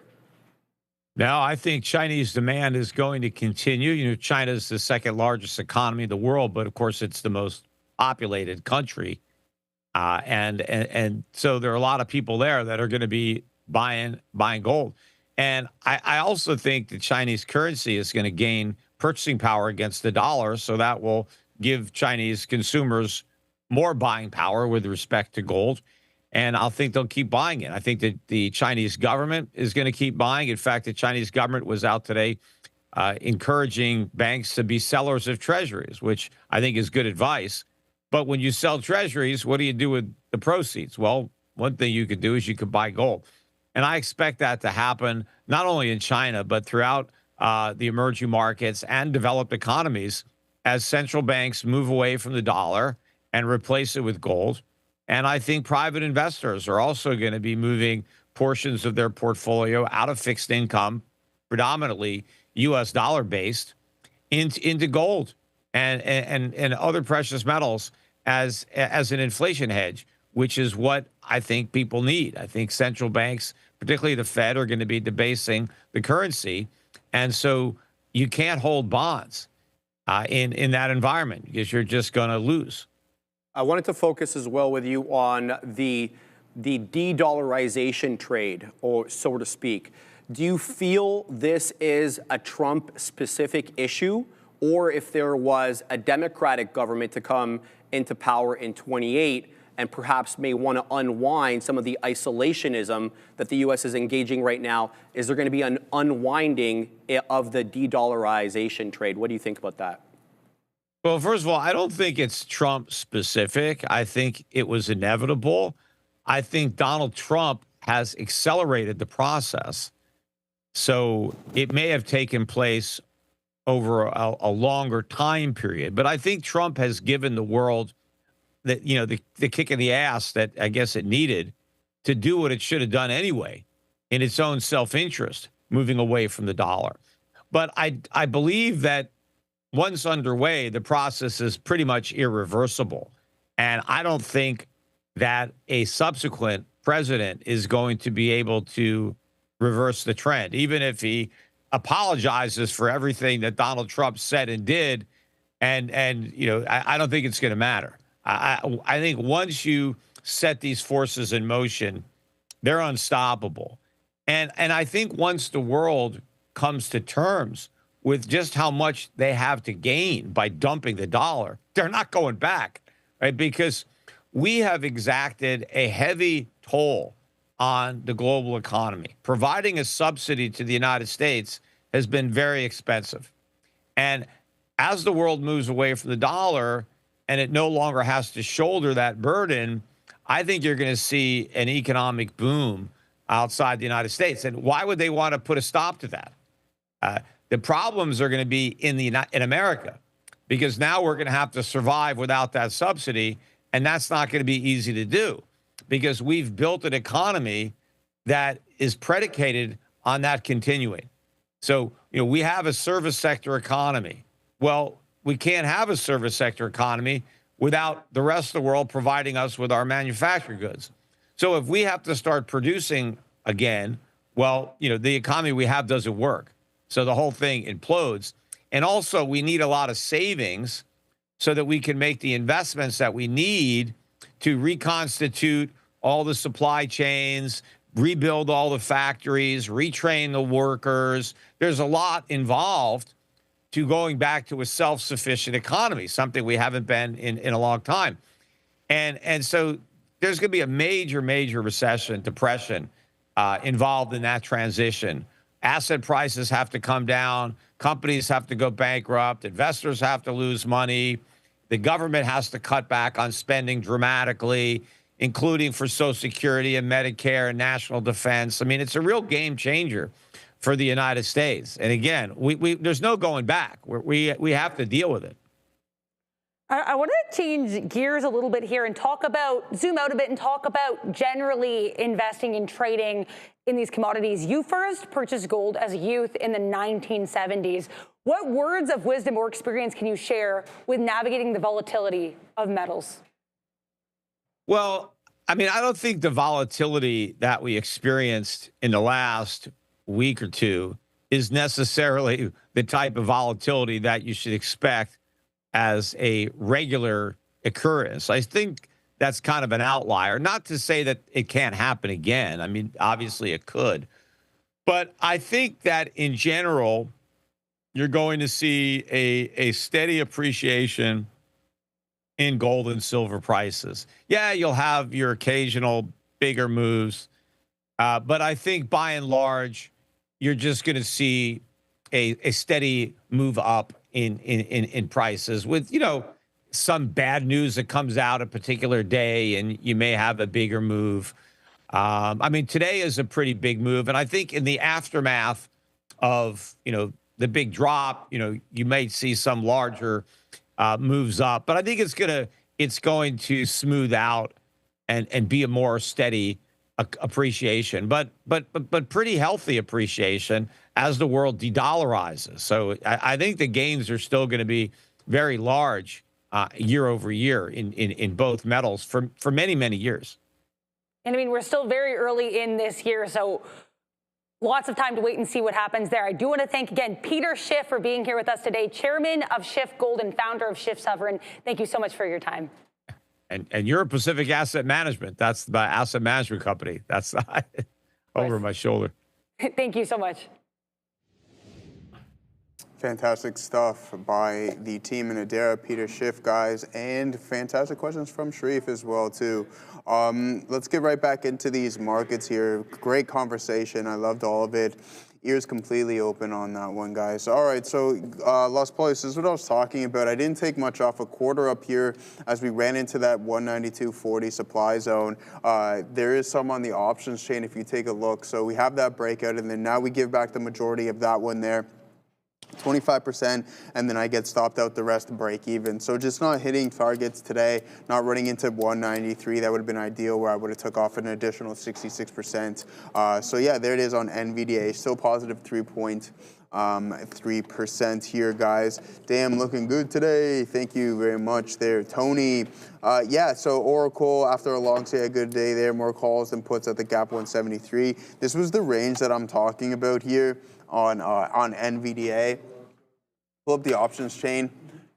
And this is just what we got going on, right? So 192.5, 24,000 right there. We couldn't breach through that. We already went through multiple supply zones on today's session, but this was just like, hey, we got to really start to slow the boat. It seemed to be the case. So 192, I mean, we're at 192.40. It doesn't get any more obvious than that. So NVDA, not too bad of a look. Maybe we'll take an additional attempt here, guys. We'll be patient on this, because it doesn't look like too many buyers want to engage. So again, only 25% off, stopped out with the majority of it. We should have took some more off. We had some big time moves on today's session and just didn't capitalize. We were looking for a little bit more, and it doesn't seem to be the nature of the beast, as HIMS is continuing to climb higher. So good thing we got all out of that one on that break even. Otherwise we would have got stopped out for a full loss. Same thing here, guys, out on the break even move. Otherwise we would have got stopped out for a full loss at the break of this pivot high, re-engaged, and that was our only loss. So 4 trades today.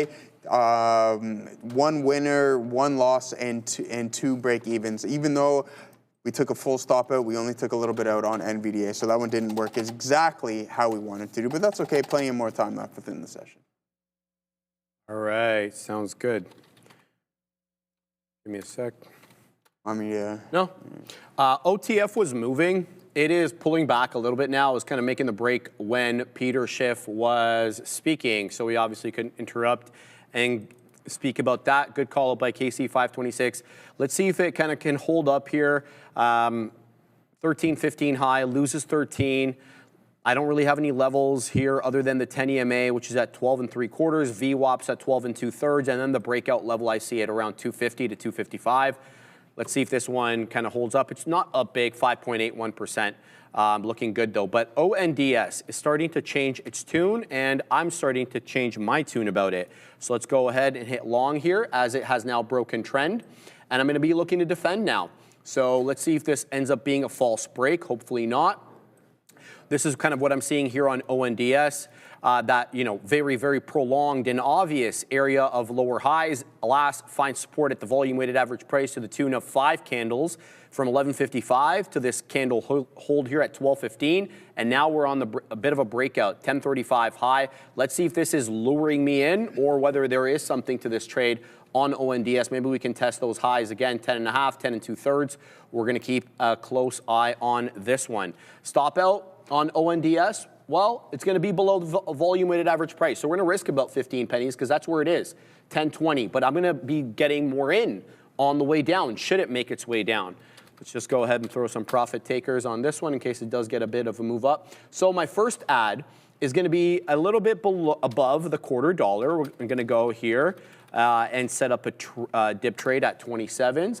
And then we're going to look to that low 20 area, because 10.20 is the volume weighted average price. We'll put some at maybe 22s or 23s. We'll put some 23s. Why not? So that's what we'll set up there, and we'll see what we can get on this one.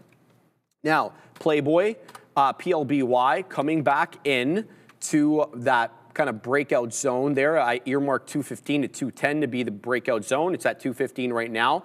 And it's been holding up here, at least on a 2-candle basis on the 5. Alas, it's not making another attempt at that 1/5 of a dollar, let alone the 1/4. So we're going to pack the patience. But I did move up my stop into the breakdown area, which is below 210. So if this one comes down, it comes down. It's as simple as that. It stops me out. We move to the next trade. So I've put my stop, yes, at the right area. Good luck, good luck. And then last but not least, the cat, our cat.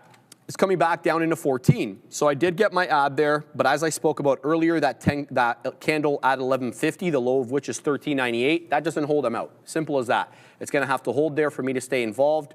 Otherwise, we're gonzino. So ONDS, looking really good here as a breakout, guys. In the 1038, I'm waiting, I believe, at 39 or 38. 39. So it's going to have to cross for me to get the print, but you're getting a 1 penny spread. It's done a whole bunch of shares on the day, about 57.5, a little bit less than 57.5 million. Moreover, it has that headline that Adair brought us earlier with Andrill, and here it is. We'll actually read it out. So ONDS announced that it's smart. What the hell? Smart Gemini, I don't even know what this subsidiary, 4 million defense, has been awarded a large-scale multi-year. What is this, demining program in Israel after winning with a tender valued at over $30 million. The project will be executed based upon defined project milestones with an initial execution period of up to 3 years and options for extensions and scope expansion. Not a big deal, $30 million, but a market cap of 4 1/3 wouldn't be that bad. So that's what we're keeping an eye on, Joey. We're keeping an eye on PLBY, on ONDS, and we're keeping an eye on the cat, ARCAT. You got ARCAT. All right. Yeah. I mean, I'm still. I don't want to be jumping around too much here, guys. The trade number 4, we take 25% out on NVDA, comes back in a little bit of an inverted hammer candle on IBIT, but I don't want to fight this trend. Nice and steady up to the right. We want to go with the flow. So maybe we're fortunate enough to catch an additional pullback here in NVDA, and we can get that move. Boom! We'll take it back to the top side and break through that previous pivot high. Maybe this was just a liquidity grab, a clean flush to the downside. We couldn't hold on. We're positioned relatively well as well, right, guys? So like we're in at the lower end of the range. Imagine I bought the top end of this breakout, and then it's like, oh, the risk reward isn't really there. You have to wait until the break of this until proven wrong, and it comes against you a couple of times, but position good. Boom, you get that move. Almost a dollar ITM, but again, we didn't take advantage of it. We didn't take enough off. Waiting for that $93 mark there in NVDA. Now, as for the market, what is up with Apple? Is it still going oppo? Let's find out right now. Why did it do that? Oh man, excuse me, I hate it when it does that.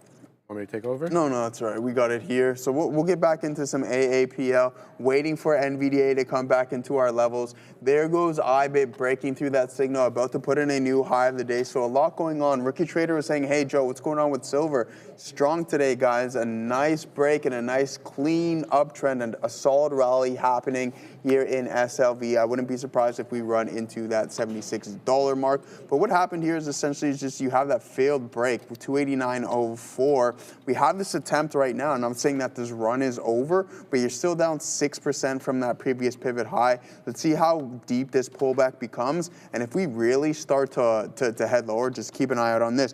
5-minute time frame, Gaurav, though, you're slowly starting to see some buying pressure step right back into the market, and this is what I was referring to earlier, right, guys? It's like, hey, you have the Qs wanting to pull back, and some of these bigger names are pulling back as well, too, but then Apple's like, hey, no, we're a little bit oversold. We're going to slowly start to buy this thing back up, and maybe you get a move into this prior support that can act as resistance at 273, and sure enough, what is that going to do to the Nasdaq? Any form of a micro pullback gets bought back up immediately. So not too bad of a look there whatsoever. Keep an eye out on this all-day trend here on the TQQs and on the SPY.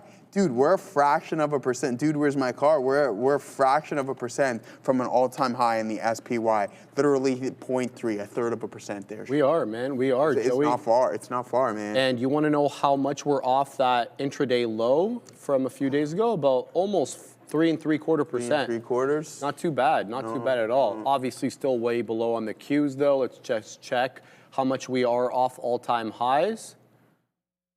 3%, 3.25% off all-time highs. So we didn't even get into corrections here. Bro, not even. Everybody felt bad. Everybody was worried. But let's be fair, some individual stocks, like some of the more popular names, like the SoFis, the Robinhoods, the Palantirs, they did fall into that.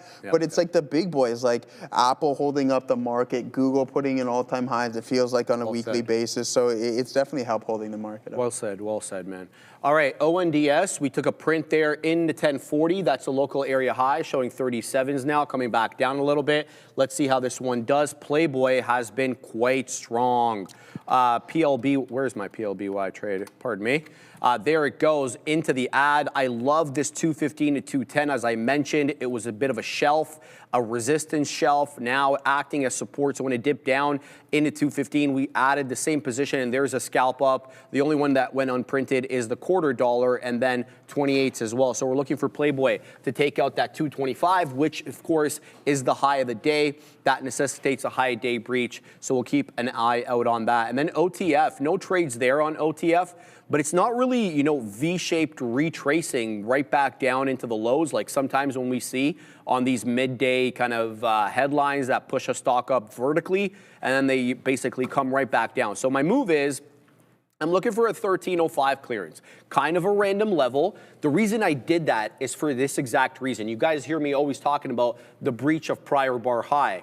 Well, this one did that. Look at this candle here, the doji candle at 1230, the high of which is 1301. This candle goes to 1302. So if you had a strict breach of prior bar high, you were lured into this trade, and here it comes dropping down into the 12 mid-90s. Prior bar low, in case you're involved in this trade, is 1292. I'd put a stop, you know, maybe a little bit below 1290 or prior bar itself. What I did was, though, I kind of wanted to see the buyers show me that they were going to step in with conviction, not just a quick wick above prior bar high. That could be anything. So 1305 breakout level for me on OTF. Otherwise, we don't get involved in the name. Now, RCAT. This has been dead money, I want to say, for a little bit right here. It's still holding $14. Again, I've based my out on the 1105 candle, the low of which is 1398. Loses that, I'm out. But I built my position, and I'm looking for a hold here above 14 to kind of test some highs. I feel like 15 pennies, 10 to 15 pennies is the real high of day or the real resistance level. And I say that because very few candles have actually closed, let alone wicked, above 14.10. So if that's the case, I want to be wetting the beak a little bit above 14.10 because that's currently my cost basis. So I'm not going to just be taking break-even trades. Let's see if this one does that. If it doesn't, we're out at 13.98. And so long. So yeah, that's what I've got for that one at the moment. And then we're going to lose here CCHH. It's kind of lost all the bids, and this one could be a great short for those who are small cap gap or short inclined. This one is, I think, below the volume weighted average price quite decidedly and barely holding on to 80 pennies. But it's going to be PLBY, it's going to be ONDS, and it's going to be RCAT. Those are the ones I'm going to be focusing on for the next 20 minutes, half an hour before we start the news, Joey. All right, good stuff. Yeah, Crouching Tiger, hidden rally, man. Good work for you. So, I mean, good luck for you. That's what you want to do. That's the name of the game. Set those targets continuously, achieve them, and then just lift that bar continuously. I'm glad that things are working out really, really well for you, and keep on that trajectory. Stay level-headed by all means, but also appreciate what you've done and what you've accomplished, right? Not very many can do so. So make sure you hold that confidence high and continue to do what you're doing, man. So IBIT, man, Bitcoin continuing to climb. $40 there on IBIT. I mean, we are still a little bit off of those highs, the dirty dog. Yeah, but we'll take this, right? We'll take it all day. I don't know. Someone said, is this a unalived feline bounce? Yeah, I think so, to be honest with you. I mean, but who knows, right? This could be the bottom. I know some people were saying word on the street is 60K. I'm not in it for a potential bottom catch. You guys know my game plan on this one. We're down 43% off of the highs. You know what the game plan is, right? There's only a little bit of an ad at the break of this. Let's see how we retest into that $48 mark, or even if we get that high, you might get a slow curl over. But as soon as this trend line is breached and we have a couple of sessions where we're holding it, maybe even a longer duration, then we're going to be able to partake. Because if it does want to continue to climb higher, then it will show signs of it. If it doesn't, then it'll also display itself as well too. So BTC, go baby, says all the cream, and we got Save Man Woman Peace saying go Bitcoin as well. A nice little uptrend here on NVDA. Do we want to chase it? Not necessarily. So let's post up at 9160s and get involved in this one more time. It worked once. Let's see if we can get it to work twice for us. So we'll post up at a little bit lower of a price to see if we're fortunate enough to get that fill. And then who knows what can happen. Maybe a nice steady grind higher to the top side in NVDA. So there's that post up. If it wants to break, so be it. Risk profile relatively tight. We're in above where we were before, but only a couple of pennies, right? Like 10 cents or so. So nothing to write home about or be fearful. And I'm adding a little bit more size on this position as well too. See Roblox, dude, 10.5. Some outsized moves today. Roblox up 10.5%. Just looking, AMC's getting shellacked. AMC's down markedly on the day, 8% on AMC. Didn't expect that. Just looking for some outsized names here and some moves to speak about. What else we got? We got some strong names in the military over here. KTOS, AVAV, all up 5 and change. Palantir as well, 6 3/4. What else we got? Cypher, CIFR, which is, I believe, a miner. They're doing real well. Yeah, they're up 14.5%. You got the likes of Hut 8 as well, 6 4/5. So, and all the while, Bitcoin is down 0.25%. MSTR up 2.9. ETHA, which is the ETF, up 3.5%. What else we got over here? Let's have a look. DQ, which is that solar name we gave you guys this week, last week, excuse me, DQ and JKS. These are two solar names, Chinese solar names. And the reason they were up last week is because there were rumors that Elon Musk was going around and looking at some of these solar suppliers in China, possibly for, space data centers. We've been kind of joking about this, but actually shopping around. Bloom Energy up nicely as well. Still not at all-time highs, but up at 6 3/4, looking for more. STM, I put this on the morning watch list into all-time highs, I do believe. Let me know. That's incorrect, not even close, all-time highs. Local area highs, STM, nice tie up there with the Zon, with Amazon. They're up almost 10%, 9.92. Who else? Broadcom up 4 3/4, not a bad look there. Joey, look. Do you think this is breaking trend over here? Look at that, how it's using the 50 as resistance. See that nice little bounce there? Yeah. If we get above 360, I think that we could, say, okay, maybe we're caught in a bit of a different trend here. Or is it, think 360 or 370? That's the kind of the level I've been looking at there. 360 locally, 3.7 historically back from September. Well, two great looking identical setups on NVDA and Broadcom there. Have a look, NVDA, there's a chart on Broadcom. Yeah, very similar. Absolutely, I do agree with that. Bit of more of a flat top, I would say, for Nvidia through 195, but I definitely see the overlap. Good call out for that. What else we got, man? Let's see what else is strong. Tesla strong on the day. Meta, Microsoft, all strong. In large cap world, let's flip to some of the more value names. How's energy doing? Mixed bag in energy world. Let's see. Let's move down the list over here. Look for any outsized moves by some of these players. UNG, we put this on the morning watch list as well. Nat Gas getting shellacked.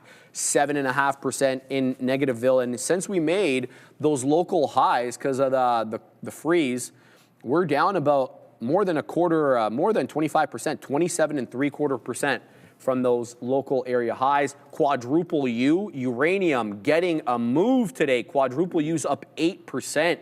CCJ, Cameo Corp. I remember when this thing was $30. It's $120 now, up 4 2/3. Shout out to Canada. It's a Canadian name. URA, UROY, URNG, all the uranium names having a day. Joe, look at this, bro. Look at these up on the year. Uranium is decidedly up on the year, eh? It's playing, 42%. It's not playing around, man. Not playing around at all. So from mid-50s. Is that year to date? Year to date? Yeah, these are all year to date. YTD. Look at our boy Costco year to date. Costco, let's go. It's right down here. It should be here.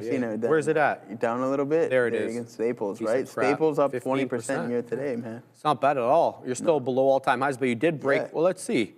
Have you broken that downtrend line? Yeah, 100%. Yeah, you have. You have clearly broken that downtrend line. And that's what I'm saying. It used it as support. Look at that. Move back down, holds the downtrend line as support. There you go. When's the last time you've been to Costco? Real talk. Bro, I've stepped in Costco maybe twice in my life. I am always annoyed when I go to Costco because I know I'm going to be waiting. Whether I'm going to the pharmacy to pick up the line is crazy. Everywhere, dude. Even the pharmacy, you can kind of circumvent the line. No, but the pharmacy line is like ridiculously long. I don't have a membership, man. I've been there twice in my life. It's good, Joey. It feels, I don't know, I was slightly overwhelmed too, though. I think there's just like so much of everything. 100%. When you get used to it, though. Obviously. Like the layout and whatever. And all right. Get the Costco gas or what? There's the one that's near my place, Billy Bishop. Yeah. There's none. But when I went up to my old man's place, well, my parents' place, they've got one around there. So they got one around there. When I'm around their place. All right. Angry wife, I'm a member, but I hate Costco. Well, look, I'm not in love with the lineups, but I'm in love with the prices and the selection because they always have my protein for way cheaper than I can get it anywhere else. You ever had those slimy chickens that they sell for $7 a pop? They come in the bag or the container or whatever. Yeah, the whole thing. It's oil with a little bit of chicken, right? Man. It's nice. It's nice. It's I mean, good. You like who those doesn't want that, right? Dripping oil when you're trying to pump up the protein. You ever get the hot dog there? Still No. 90. Are they? How much the hot dogs are there? Inflation resistant, though, my boy. They said they'll Inflation never. resistant, They right? said they'll never increase those Walmart or those Costco Yeah, hot he dogs. said that specifically. Never had one of those. No, neither Pizza have I. looks all right too. Never had any of that, okay. that stuff there. That's all right. To each their own, man. You got to get the. Oh, remember when IKEA had the 2 hot dogs for 99 cents, and it was like the combo was like $2.50. You grab a couple of dogs and a bag of chips, Those are and good you're days. like bang, bang, bang. Good times over there, man. Their poutine is so good. Who is Canadian without telling me you are a Canadian? Hit the O Canada on that one. We'll hit the Austin 316. I remember with my friends from Austin, I'm like, oh man, I could go for a nice poutine when we met in our earlier days. They're like, what's a poutine? And I'm like, oh no. It's like everything America loves all in one, right? Gravy, French fries, and cheese. I think the Americans would love it. Yeah, if it was like it's dude, right down their alley. Like, right, that's what I'm saying. Yeah, I right down their completely alley. agree Like with you that. bring that to the South and you start like advertising it. It's over. man. There's an idea right there. Don't steal it from us. You heard it here first. All right, guys. NVDA is like, hey, hell no, says Armin. What do you guys think about poutine? You guys like all that? Poutine is disgusting, says Armenian Muscle. All right, buddy, I understand. Like you're wearing no shirt in your That's my profile guy right picture there, bro. Yeah, That's so my we man get it, right man. there, We man. get He it. knows yeah, what's yeah. up. He knows what's up. He's gonna stick to the gym. He doesn't want any of that. We're sticking with the rice and chicken on that one, my brother. I love poutine, says Crouching Tiger. Good stuff, guys. I love turtles. I had turtle. Yeah. Yeah, shout out to Canada. Also, guys, we're waiting for this fill around 190, 160 to see if we're going to catch that neck of the woods. Right now, we're just consolidating, and the longer we do, I don't like our chances because I feel like we might break out. But what it feels like we're having and what we're going through right now is just kind of a pinning moment, right? We're not going up, we're not going down, supply zone, support zone, and so on and so on. So the market doesn't want to head any lower. Excuse me. But did Apple rebound off of its lows? No, not whatsoever. Going with the flow, Gorv. Curious to know if you're still sitting in this one, and if you look at the daily, what is it telling us? That we're not ready to break up just yet. So keep an eye out on that. Boom. And there it is, our boy. Much love to you guys, but no love for poutine. Brother, hey, listen, with the profile, we know you're not going to be eating all that stuff. So stick in the gym. Keep it to your rights. I don't know if it's more or less because of a gym thing or you just generally don't like it. Probably a gym thing. Yeah, I think I'm going with the gym thing. It's not too bad of a food, but yeah, we like it that you stick in there with the gym and that healthy routine. That's what it's all about there, my friend. Favorite fast food poutine.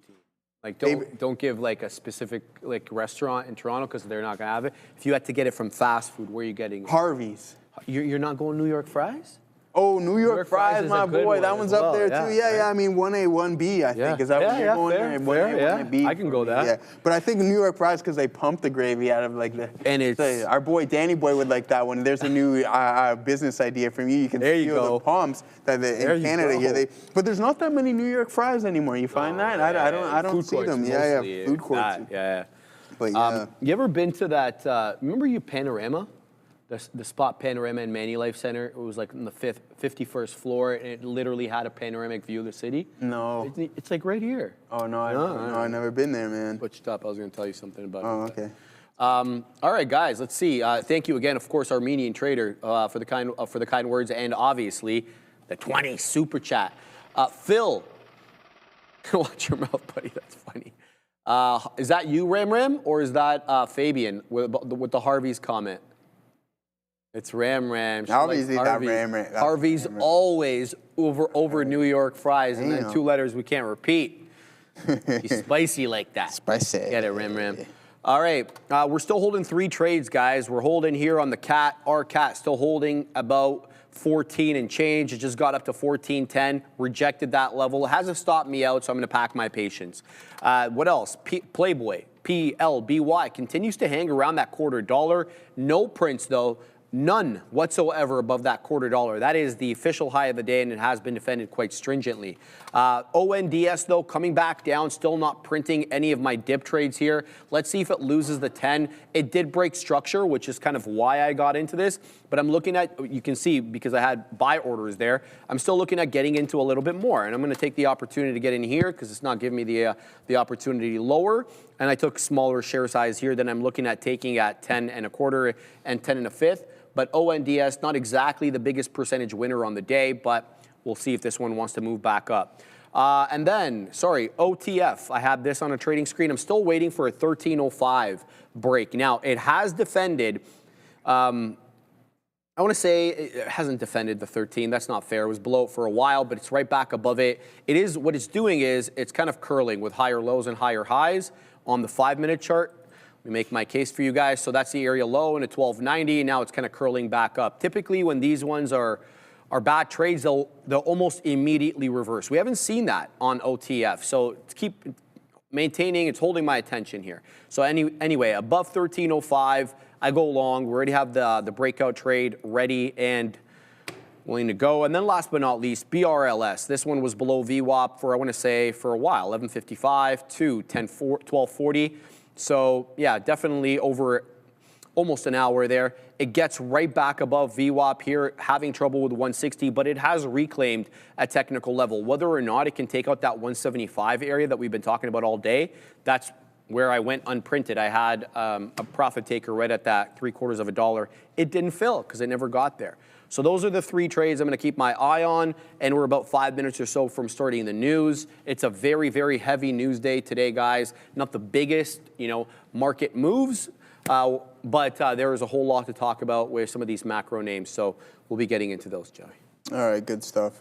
So we're just kind of stuck in the ebb and flow of the consolidation right now of NVDA. It pops up a little bit, sells right now. So we're not going to give this too much room, because if it breaks the lower end of the range, then I believe we'll be able to get in on at a better price, and that's just going to be the narrative. So hopefully this support level holds one more time. But one thing that we do have to take into consideration is that each attempt and each push higher, we're really starting to form these lower highs. So that's something that I'm wary of here, and I'm going to be cautious of, all right, guys? So as we're starting to come slightly at the money, we were ITM. I told myself at 92.10, if we're fortunate enough to get that mark, we'll take a little bit more out, and then hopefully we can hold 50%. So one more additional bounce off of the support levels. Unless we're going to break down, the market is slowly starting to come back in. So there it is, a break of that zone on NVDA. One small win. We only took a quarter off of that move. I did add an additional 20% into this position to make it a little bit more hefty, but it doesn't look like this is going to work out for us right now, and we'll get out with no worries. Here momentarily, there's 10 cents against us. As soon as it hits 190, 140, we're going to hop out of Dodge, and let's be prepared to do so unless we get that imminent bounce. Sharif, I'd like to hear your idea on how American digitized the dollar fully. I think that's more or less like a stable coin. I think that's going to be interesting stuff. Didn't President Trump say no digital dollar? I remember he said he doesn't want to. He doesn't want during the campaign. I don't even remember. It's been a minute, right? But I mean, they have the Genius and the Clarity Act in there, no? I'm gonna have a quick look, Joey. Give me a second. So, yeah, absolutely. All right, let's see if we can get that bounce, or we're going to run into our stop loss. I think that's going to be it here for NVDA. Regardless of what happens, I do believe that it's going to head a little bit lower at this point. We're in at a good place. It's been consolidating since 9:55, so 25 minutes after that open, it's been moving sideways for the majority of our session here now. So we'll just hop out and find something else, or it might be one of those days where we're not going to find that opportunity. I missed a couple here on today's session with the long in silver and the long in Bitcoin, so be it. We're going to be able to find some more tomorrow, and that's just the narrative on today's session for me, right? A couple of times I was too slow to the trigger, and I was my crosses were too wide, and it gave me a couple of missed opportunities. We sat in HIMS for quite some time on multiple occasions and never took out any profit, looking for specific targets on that one. None of them hit. So let's see what we got here on NVDA. That's all I got going on. A trade number 5, I think. 3 of them on HIMS, 2 break even, 1 loss. Trade number 4 on NVDA, small win on this with only 25% taken off, and then sure enough, attempt number 2 to see where we're going to go on that front. Yeah, he did. He said it was a dangerous threat to freedom, and I think he signed an EO back on the 23rd of January, and it had like 3 major effects. One of them was called the immediate termination clause, and it said basically explicitly commands any ongoing plans or research initiatives related to the CBDC immediately terminated at the time. It effectively shut down the Federal Reserve's Project Hamilton and other technical pilots that were exploring a digital dollar or how they may work. I don't think there were any specific plans. He also kind of revoked Biden's EO. I think the EO was signed in back in 22. And I think it was called the North Star or something like that. Under the old order, the Treasury was required to report on how to build a digital dollar. Under Trump's new order that canceled Biden's, that legal mandate was replaced with a prohibition, turning the policy essentially 180 degrees. So I personally don't know too much about the use cases. I'm not really that kind of a buff in that case, but I just remember him making specific pronouncements against it. So that's my take there on the whole thing. I don't really have too much other than that, Leandra, but there's a lot of stable coins, which makes me wonder, like, what's the point of a US dollar if there's going to be all these stable coins? I get the stable coins are not official currency. They're, and there's bamboozlement in some of them as well. But I think that with the regulation, crypto regulation for stable coins, especially coming in and building a more clear regulatory framework, I think we can get around some of the issues, especially with Tether and stuff like that. That's just my look there, but I do like it. I do like the ability of these sort of pegged cryptocurrencies to hedge against, Forex inflation. We've been talking so much and we read so many different earnings reports where a company reports a Forex headwind here. Why? Because the US dollar weakened or strengthened against, the currency that they're repatriating. For example, if you sell in India and you're selling with the rupee and then the rupee devalues significantly against the US dollar and Apple's trying to repatriate all those rupees that they gained from selling the iPhones, all of a sudden they're worth like 5%, 6% less than they were a month or two ago. So that always seems to be an issue for the big names, especially if you're a multinational player. And I've heard a lot of complaints about that. Maybe the stable coins help offset that a bit. We'll have to wait and see. But then you think about this, if you think it through, then they got to be receiving the money in stable coins or immediately transfer the rupees into stable coins to kind of forego some of the Forex headwinds. So they're going to encounter some sort of Forex headwind. Tag me in the chat if you've had an opportunity to think about this. Shout out to my man Armenian Muscle. Appreciate you, brother. But I don't know too much, so I don't mind being educated about something like that. All right, RCAT stopped out. This one broke 14, so we're out of that. It's losing the trend, and it looks like, it might be on the way back down to 1350. That's where I see the volume weighted average price. Other than that, RCAT, not for me. I was looking for a 14 hold. We didn't get it, so we were wrong on that one. How's everything else doing, though? ONDS, we're building a position into. I had a bias that this one wouldn't go cleanly, so we picked up some more there. We've got 32s on. It's showing me 26. We've only got one profit taker here, but my trade on ONDS is quite simple. It loses VWAP, I'm out. It is really that simple. So let's see if it works its way back into the volume weighted average price, or what's the situation. And then last but not least here, man, PLBY, PLBY, continuing to hang around 2.25. In fact, it's showing me 2.25 right now. And, really there is no heavy size on any of the gateways. And trust me, I got all of them here at 2.25. So, look at the amount of shares coming in, 3,500, 1,300, 1,000. We can't shake the sellers, though, at that $0.25, which has me thinking, it's a monster seller hidden order. So we'll have to shake him in order to get above that. So PLBY is my focus at the moment. But, here comes ONDS. Let's look at this one now as it's coming right back down into VWAP. Now, with these patterns, you have to be concerned, which is why I said VWAP is my line in the sand, for exactly the reason that we always talk about. Area high, lower high, flat bottom break. Right, this is kind of the descending wedge candidate that we always talk about, right? Losing the volume weighted average price. is sort of the manifestation of the flat bottom break. We'll have to see if it holds that I get the fill there. So now it's make or break time for ONDS. Let's see how that one does. Going back to PLBY, no, I didn't get quite anything there on the $0.25, but it looks like here, the selling here at the $0.25 is only about 500 lots left on MIAX. And look at that, more shares come in there, but it does feel like it's a monster hidden seller. See if it ends up being a blow off top. I'm going to set up some more profit takers above that $0.25 in case this one does get an aggressive price spike up. So we'll keep focus on that. And then OTF, I did have a breakout trade on. I wanted a 13.05 break and take. We didn't get anything around there, so we don't go long OTF. We'll have to pack the patience to see if this one does end up finding that flat top break.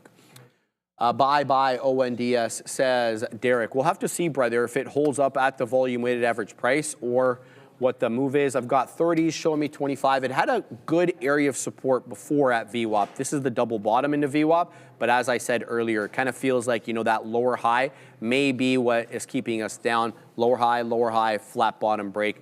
We end up getting stopped out of that. We'll end up getting stopped out, but we'll pack the patience until that $0.25. BRLS, I was looking at working my way back into this trade, but again, you know, showing selling here at 60, something that we've seen before. We saw it around 11 o'clock till the breakout there at 11:20, so 60 pennies has been a bit of a level intraday anyway for BRLS. If it clears that level, then we could definitely see a move above that $0.75, so that I'll be focusing on as well. And that is basically it. It's about 5 after 1, so I think we should probably start the news shortly and get back and speak about some of the major headlines on the day, Joey. So I'll send it to you, brother, while I set up for the news. Yeah, sounds good. All right, I think we take one more attempt here on the king of the chips. All right.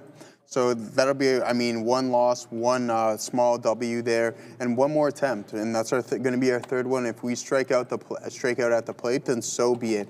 A couple missed opportunities. We're going to get in the exact same size in which we were in before. So let's see if we're fortunate enough to catch this fill. We are kind of going counter trend right now. Okay, so there it is.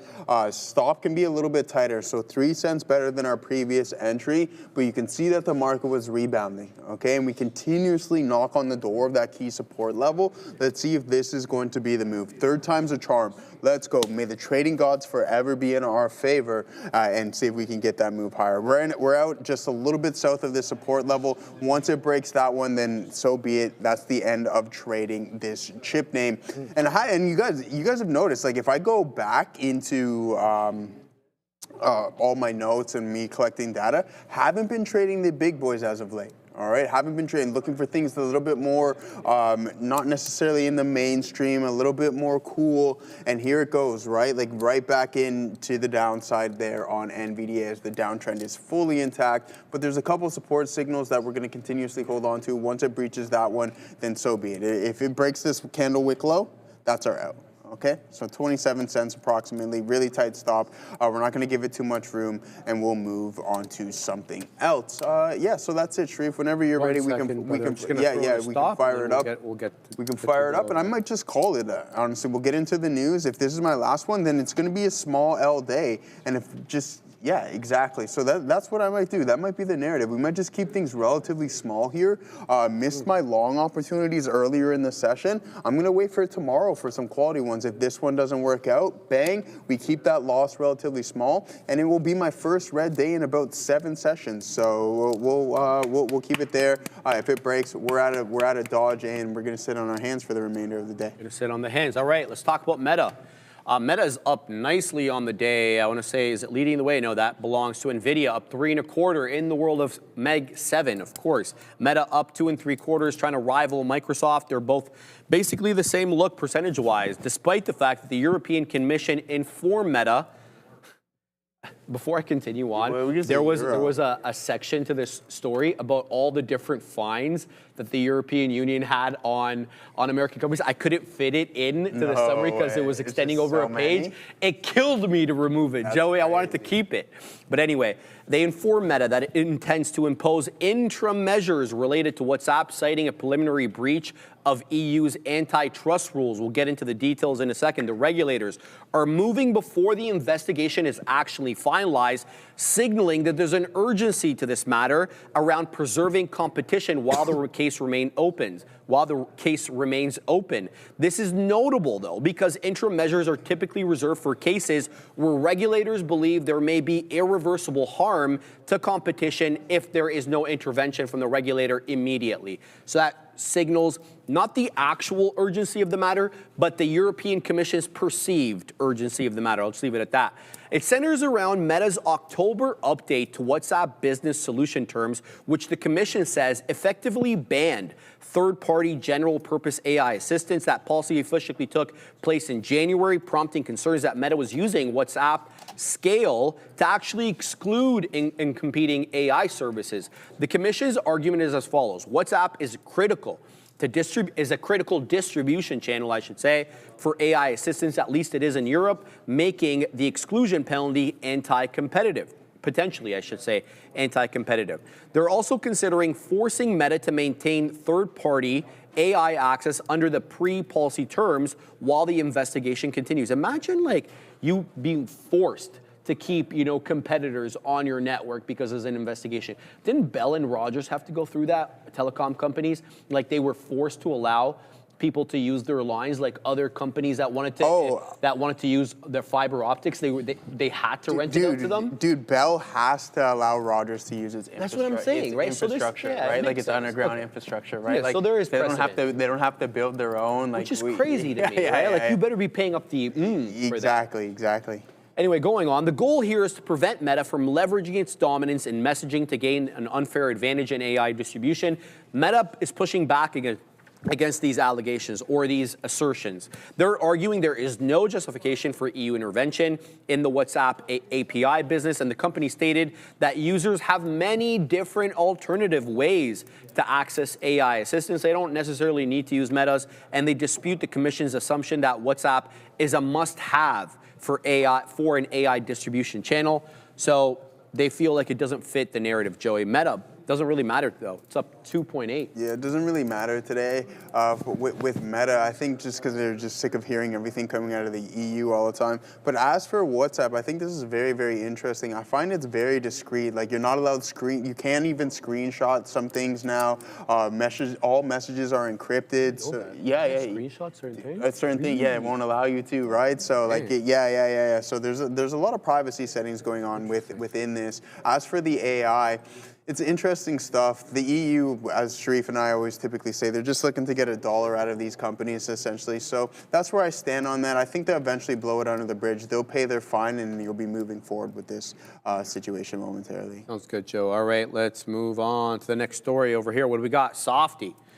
Well, Softy's up big today, too, man. It's number 3, or number 2 behind Nvidia. Melius Research downgrading Microsoft to a hold. They argue the company has lost control of the AI narrative relative to investor expectations. And the core concern centers around your favorite, Copilot, in Microsoft 365, where adoption and monetization of that product is seen as progressing way too slowly. Melius believes Microsoft's approach feels more like a seat-based software add-on rather than, a transformative AI product.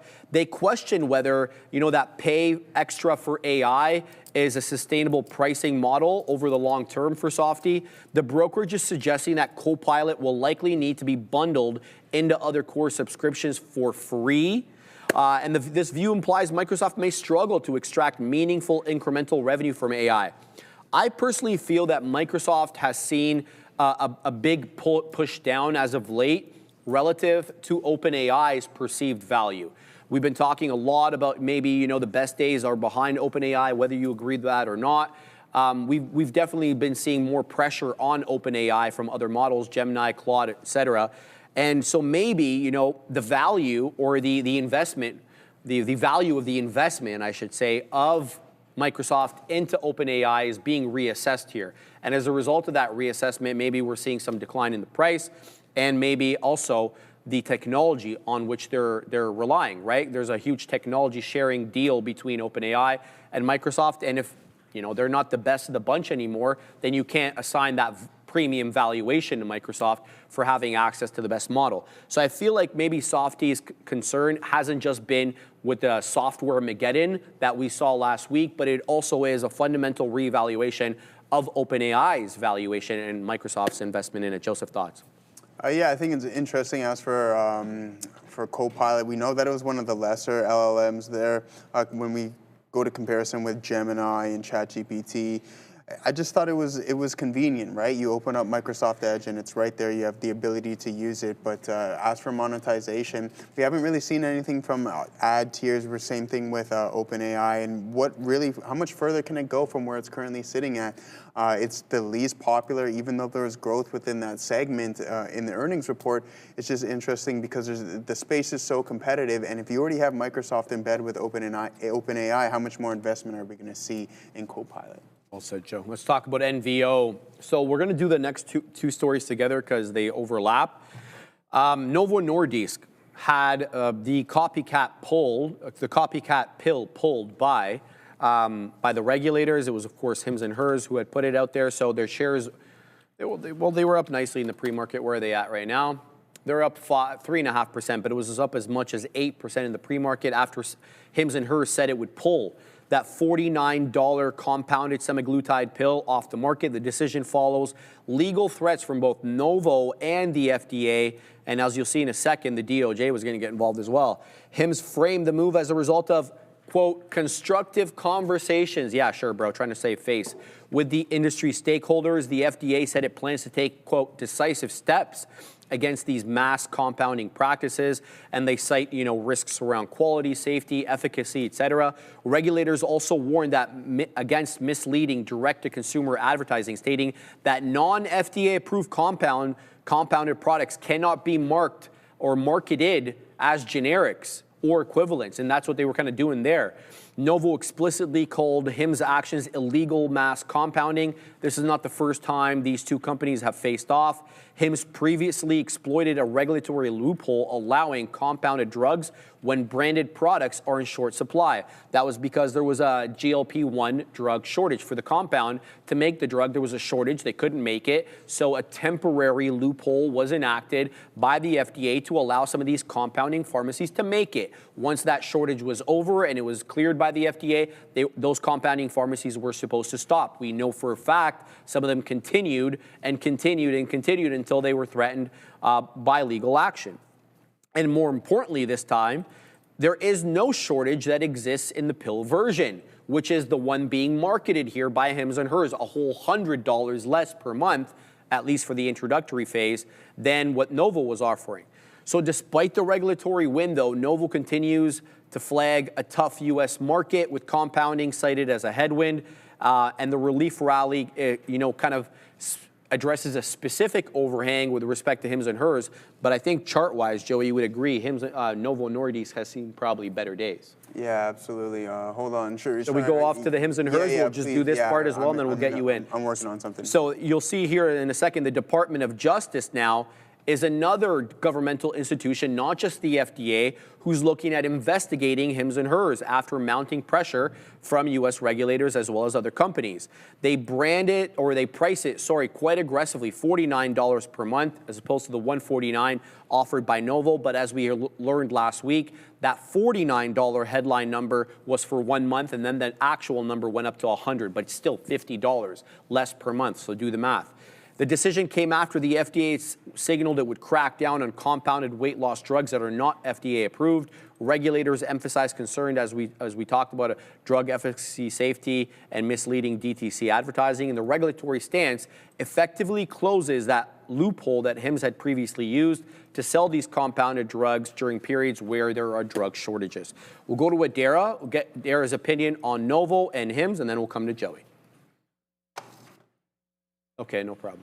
All right. Okay, so we'll just take a second over here. Let me know when we're good to go, Assassino. All right, go ahead, Adara. Yeah, I think honestly, not that shocking here that Hims and Hers would decide to pull out. And here's the thing, like when I saw this gapping up in this headline initially last week, I was kind of surprised because we know in the past, every time Hims and Hers tries to claim some kind of large cap association, be it with Novo Nordisk as here or with Eli Lilly, it does not end well for them. So in my opinion, it was always kind of like a matter of when and not if that this stock would give up the move, and that I think public views of this story would change. So that in and of itself is not shocking to me. It's shocking how early they decided to give up though.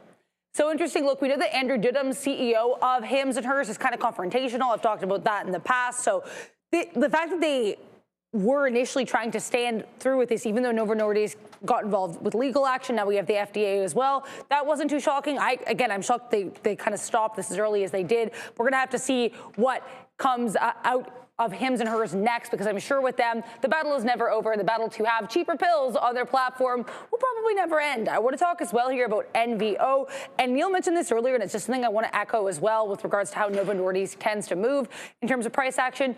Novo Nordisk is, we've heard of stocks that don't respond super well to news. Novo Nordisk, I find, has an almost inverse response. When it is good news, it'll usually chop around, it'll push lower. When it has bad news, it tends to recover. Right now, Novo Nordisk, on what you'd think is good news, has been super boring all day, though this 49 level of support kind of interesting. So just my take here in NVO, it is worth noting there's a pattern here with Novo Nordisk not caring about news.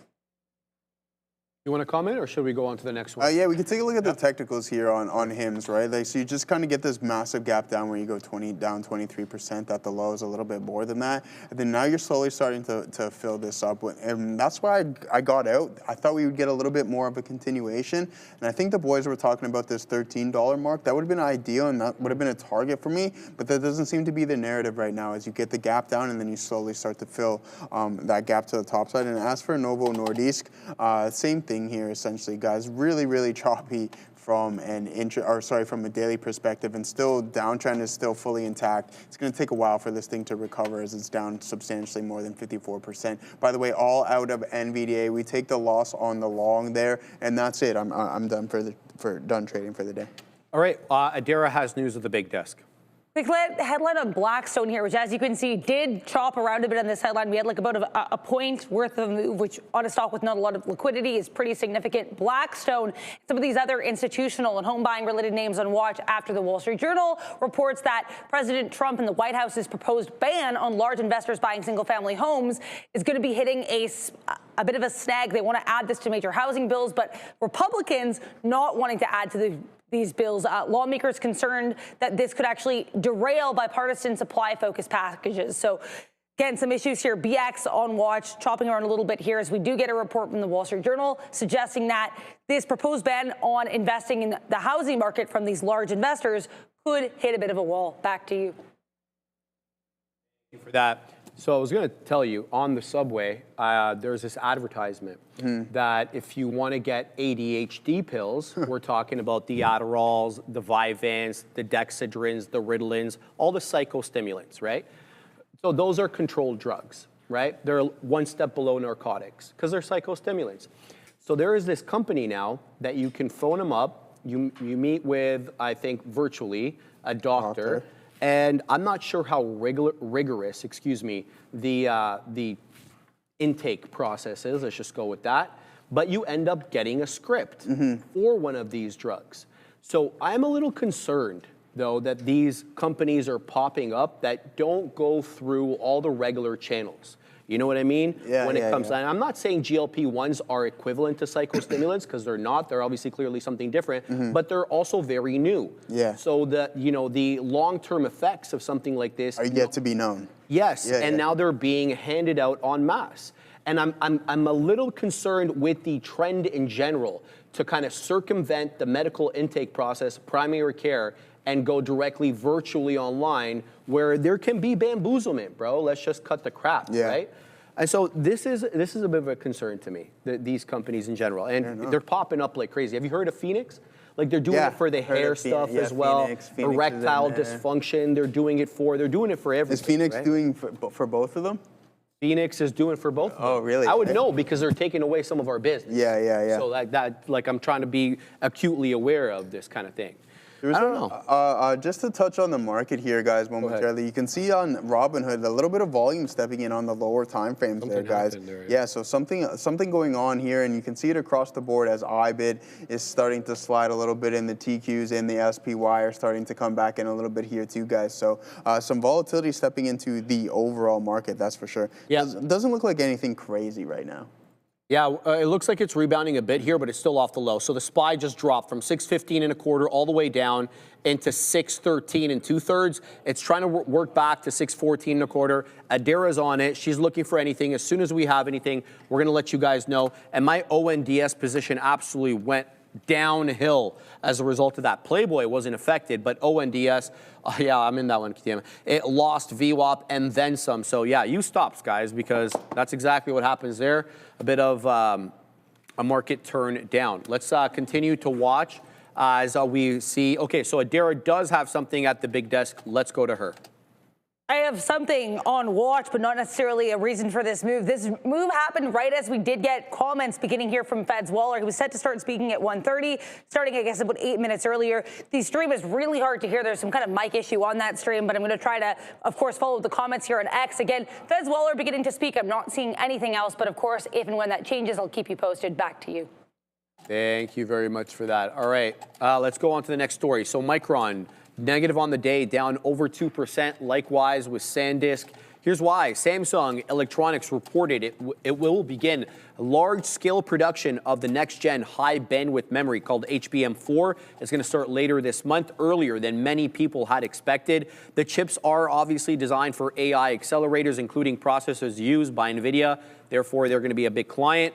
Micron is one of the 3 largest global suppliers of HBM, alongside, of course, Samsung and SK Hynix. But HBM specifically carries much higher margins than regular DRAM, making the focus on HBM production much more acute, right? They definitely want to be focusing on their higher margin product, especially if the market can't get enough of it. And demand for HBM continues to surge due to AI model training, as well as those inference workloads. Estimates that Micron currently holds about 20 to 25% of the global market in HBM. And the UBS analysts note here that AI accelerator vendors are increasingly shifting towards a 3-supplier sourcing model rather than trying to rely on any one of the big 3. Obviously, we've seen that as well with cybersecurity. You'll recall that conversation. Micron CEO Sanjay Mehrotra previously told analysts the company expects to ramp up its own HBM4 production in the second quarter of this year. So Samsung beating them to the punch because it's going to be in Q1, with the same analyst at UBS highlighting that no single supplier is expected to dominate the HBM space long term, given the customer desire to diversify. And Micron stock, Joey, has more than quadrupled over the past 4 months, and this year it's up 35% year to date, and I believe it closed out last year at around 200, if not a little bit higher. Yeah, big time moves here in Micron, and looks like it doesn't want to slow down at any given point. You're up 594% from those April lows, and you have a little bit of a breath here, guys, but that selling doesn't seem too much. You get what additional, roughly approximately 18%, so you almost head into bear territory after this monster run. But at this point, I think that this is just a small breath, and then you start the continuation to the top side, and you break through that 457 level here on Micron. All right, let's have a look over here. I'm just looking at my Twitter feed to see if there's anything new coming in. Just have to allow me a moment. And by the way, guys, I forgot to mention, make sure you're voting every day, right? So if you're not voting, then we don't really have a clear view on what you guys want to talk about on the afternoon rundown. And you guys should be taking advantage of that because Neil and Sean are the ones that are going to be looking at those. So if you want the big kahunas to give you their opinion on the stock that is of interest to you, you got to get into the chat and you got to vote, but make sure to vote every day. The cutoff time, of course, is around 2 o'clock, and you have to throw in that $sign in case you don't know already, just like this individual here voting for Apple, the SPY, all those $signs. Make sure you're getting them in, otherwise it does not register. Thanks for that. Let's go on to STM Microelectronics. Very seldomly spoken about name, but it's up 10 1/4 today. This has been on my watch list since the pandemic, and I've done absolutely nothing with it. But today, it gets a tie-up with Amazon, so it's up 10 1/4, if not more. They announced a multi-year, multi-billion-dollar commercial agreement with AWS, Amazon Web Services, to deepen its role as a strategic semiconductor partner. The partnership spans multiple product categories, so it's not going to be just a one focus, and it strengthens their exposure to hyperscale cloud and AI-driven demand rather than what they had been focusing on, which is that cyclical consumer electronics cycle, which is hot today, not hot tomorrow. Go with one of these tailwinds here. STM is going to supply a broad portfolio of advanced semiconductor solutions. We're talking about high-performance mixed signal processing, advanced microcontrollers, and analog and power ICs. Analog chips, one of the reasons I was in MCHP and Texas Instruments, but I closed those positions last week. No longer in that. The focus is on enabling intensive workloads tied to AI.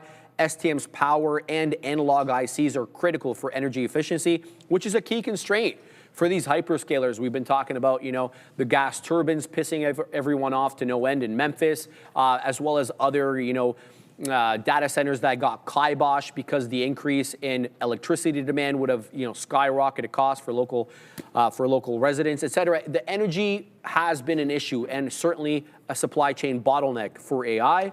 But the deal does reinforce STM's position as a long-term beneficiary of these tailwinds, Joey, and it diversifies their revenue stream away from consumer cyclicals into these hyperscaler kind of AI-driven trades. STM. Yeah. That bad boy right there. Pull this up here. Not a bad chart. I've seen better. I don't know why it's pulling it up like that. You want me to pull it up? We got it here. There we go. All right. Finally. Oh, okay. That's not bad whatsoever. I mean, you break through. This is a big time gap up here, right? And heading towards that key pivot around $33. I think when you're on this current trajectory, that's going to be the move, and that's the play moving forward here. And then let's see if you have any current resistance. So once you breach that gap here, or that previous pivot high, you head into this gap, and you want to look for the lower end of that range. But I mean, if you kind of condense the price action and you zoom out a little bit, not the cleanest, but the trajectory that it's currently on with an additional gap up. Let's see if it can break through that previous pivot around $33.46. Bitcoin, where's it at right now? 70,238 is down 0.8%. Everybody's a little bit different. Depends on when your ticker started populating there. It's 24 hours, obviously. Sold off sharply after a good day Friday. We're covered a little bit and a little bit on Thursday as well. Today, we're going to talk about this veteran Wall Street investor called Todd Weiser. He argued that Bitcoin continues to struggle with institutional allocators due to the absence of what he calls a clear and durable investment narrative. According to him, Weiser that is, large pools of capital still view Bitcoin as a speculative asset rather than a core asset, especially during these periods of market stress. It's one of the first things they look to sell. He emphasized that the coin cannot be separated from traditional financial system as liquidity conditions and risk appetite continues to kind of dictate the price action. So it's not that hedge that we all wanted and thought it would be. He also highlighted that Bitcoin lacks a strong, easy to communicate fundamental thesis. And he's saying that's why, you're not getting huge retail investment from the older folks. While proponents of Bitcoin are obviously frame it as digital gold or a hedge against fiat debasement, we've seen kind of that narrative really get challenged lately. The narrative gap makes it difficult for pension funds and conservative institutions to justify long-term allocation. So if you're a pension fund, a sovereign wealth fund, whatever type of fund, a hedge fund, and you've got to report back to your members or shareholders and they say, well, why the hell did you buy Bitcoin at 60,000 rather than punching into gold, and gold goes on to make another, 50, 60% move in 26, you're likely going to get fired. Right? And so there is that hesitancy from the institutional level, especially the money managers there, to take that risk rather than to obviously get into what's moving, which have been the metals. So, Joey, Bitcoin, how long are we going to have to suffer? I don't know, man. And I've been talking about it from this morning as well, too. I'm just going to wait for this downtrend to be broken. Until then, I'm just going to stick with the narrative, and it might continue to slide here. It's hard to have something, a store of value, when you pull back 40%, but look what happened in silver. right? So it's like, hey, yeah, you could be buying this as a fund manager and be like, hey, yeah, we're in Bitcoin and you're in silver as well too.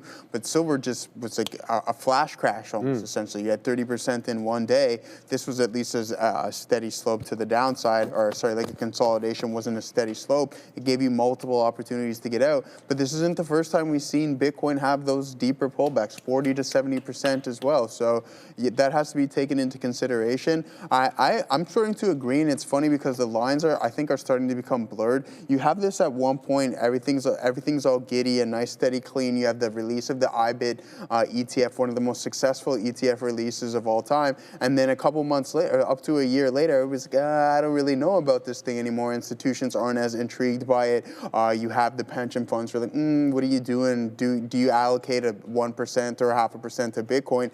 I think I'm just going to go with the technicals, try to weave out a bunch of this noise and filter it out and wait for things to be broken and go with what price is telling us. Because at the end of the day, regardless of what the asset is, Sharif, I think price is king.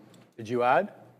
No, I have no intentions to add any. Yeah, not until the trend is broken, right? Fair. Like until it's broken, then I have no intentions. Yeah, okay. Well, we added Thursday in the midst of all the blood, and we said it live. Let's go ahead and go on to the next story. Nexstar Media, Trump's backs this Tegna deal.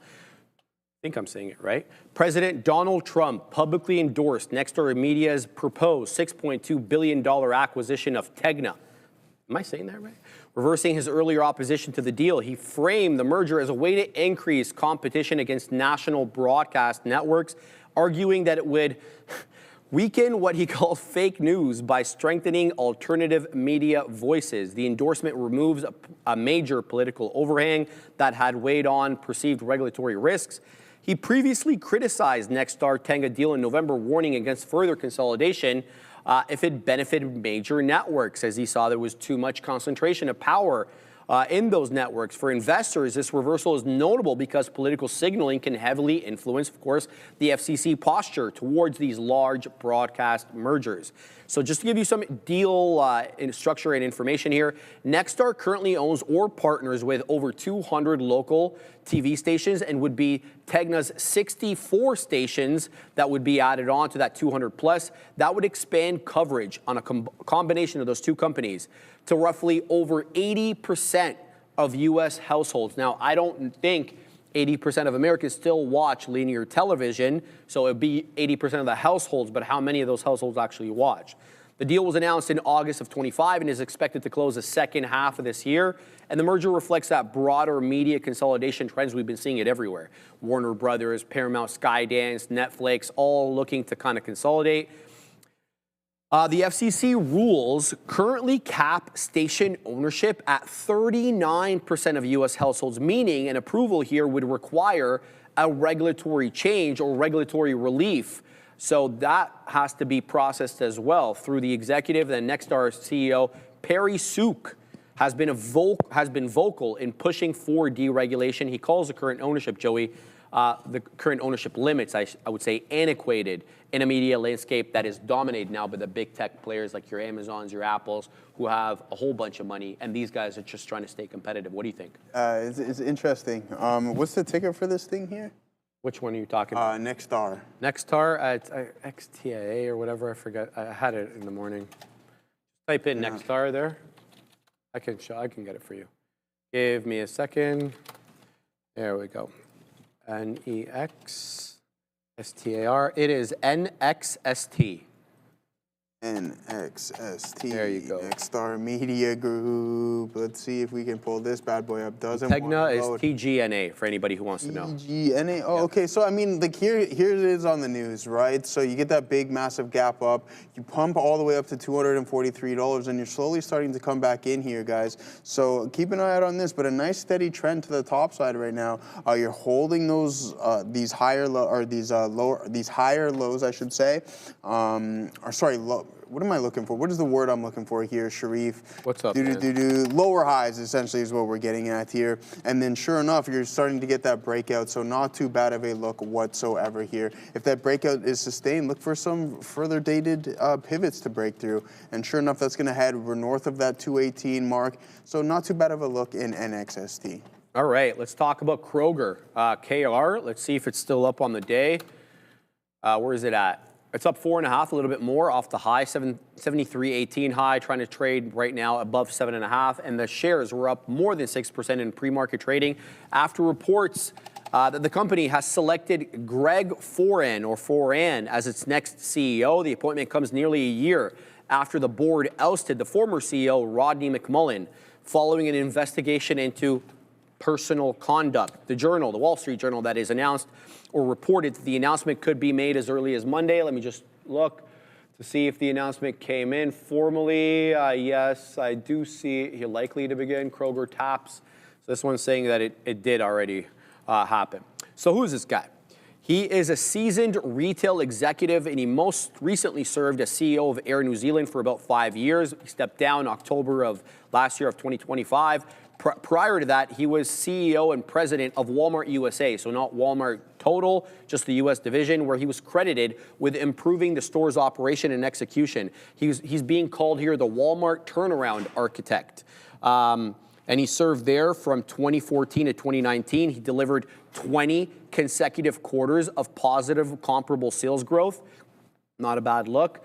Analysts see his background as a strong fit for Kroger's current operational and competitive challenges. The market appears to be pricing in improved execution, improved discipline, and strategic clarity under his leadership. I'm assuming they're looking at what he did with Walmart, how he operated there, and kind of trying to impose that on the new gig he's got here. But Kroger does face softening consumer spending, even on the essentials, man, alongside, of course, intensifying competition from Walmart's, Target, and obviously Amazon online. And under McMullen's 11-year tenure, that's the outgoing CEO, right? Yeah, it's the outgoing CEO. Kroger's shares had more than tripled, which is definitely setting up for a high bar for this new guy to come in, Joey. What do you think? It's interesting stuff here. I mean, when you see a rally within the staples as well, too, and you don't see this name necessarily participating to the top side, obviously being more or less a brand, but here it is, like downtrend break. You get that nice move, and then you get an additional gap up here. So it's interesting stuff with the leadership. The street was liking it at first, but now we're starting to fill some of that gap. You get that pop up into 73, and then now you're down to $70. And who knows what happens from here. If this closes as an inverted hammer, you can see there is some buying pressure starting to step in on the lower time frames. But if you open up south of this 70 mark, 70-40 mark, and you start to fill this gap, watch out. It might do a complete gap fill into 67. And then that's when you want to look for that continuation. And a lot of people are saying that he could be brought in here to kind of help the digitization for Kroger. Apparently, he was like a digitalization specialist at Walmart and Air New Zealand. He prioritized digital integration, specifically at Walmart. He saw the rapid expansion of online ordering, pickup. So that's maybe perhaps where Kroger wants to go. It wants to have more of an online presence, maybe a better DTC. We'll have to wait and see what he does. But Adara, give us your take on Kroger.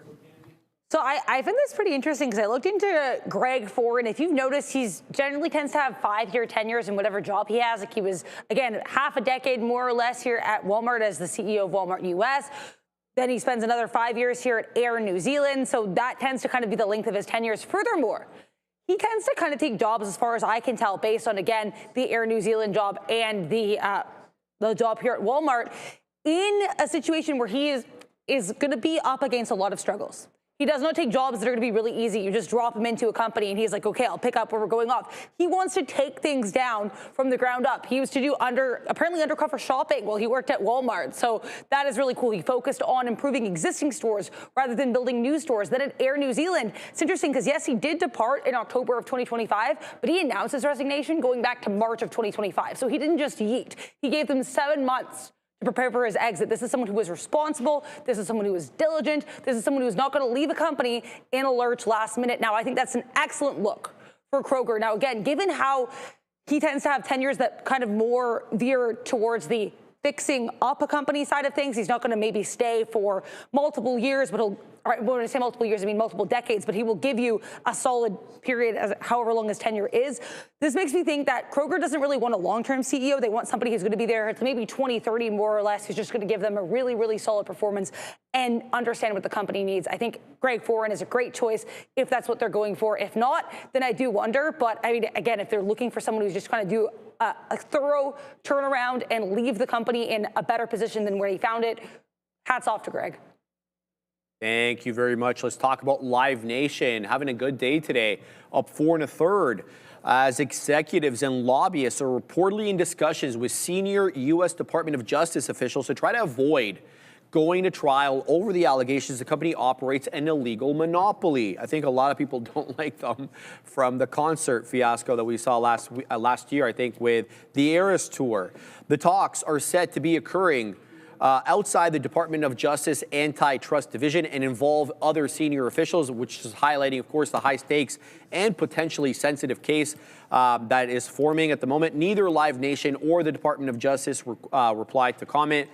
The DOJ, joined by roughly 30 states and the District of Washington, D.C., District of Columbia, filed a lawsuit in 24 seeking to break up Live Nation. Regulators are alleging that Live Nation and its Ticketmaster unit unlawfully maintained dominance in live entertainment by inflating ticket prices and engaging in anti-competitive practices. I'm seeing a lot of this crap as well with the World Cup. A lot of people are livid to know when most expensive World Cup ever. People are angry, bro. North America. There's like a movement to boycott the World Cup over ticket prices.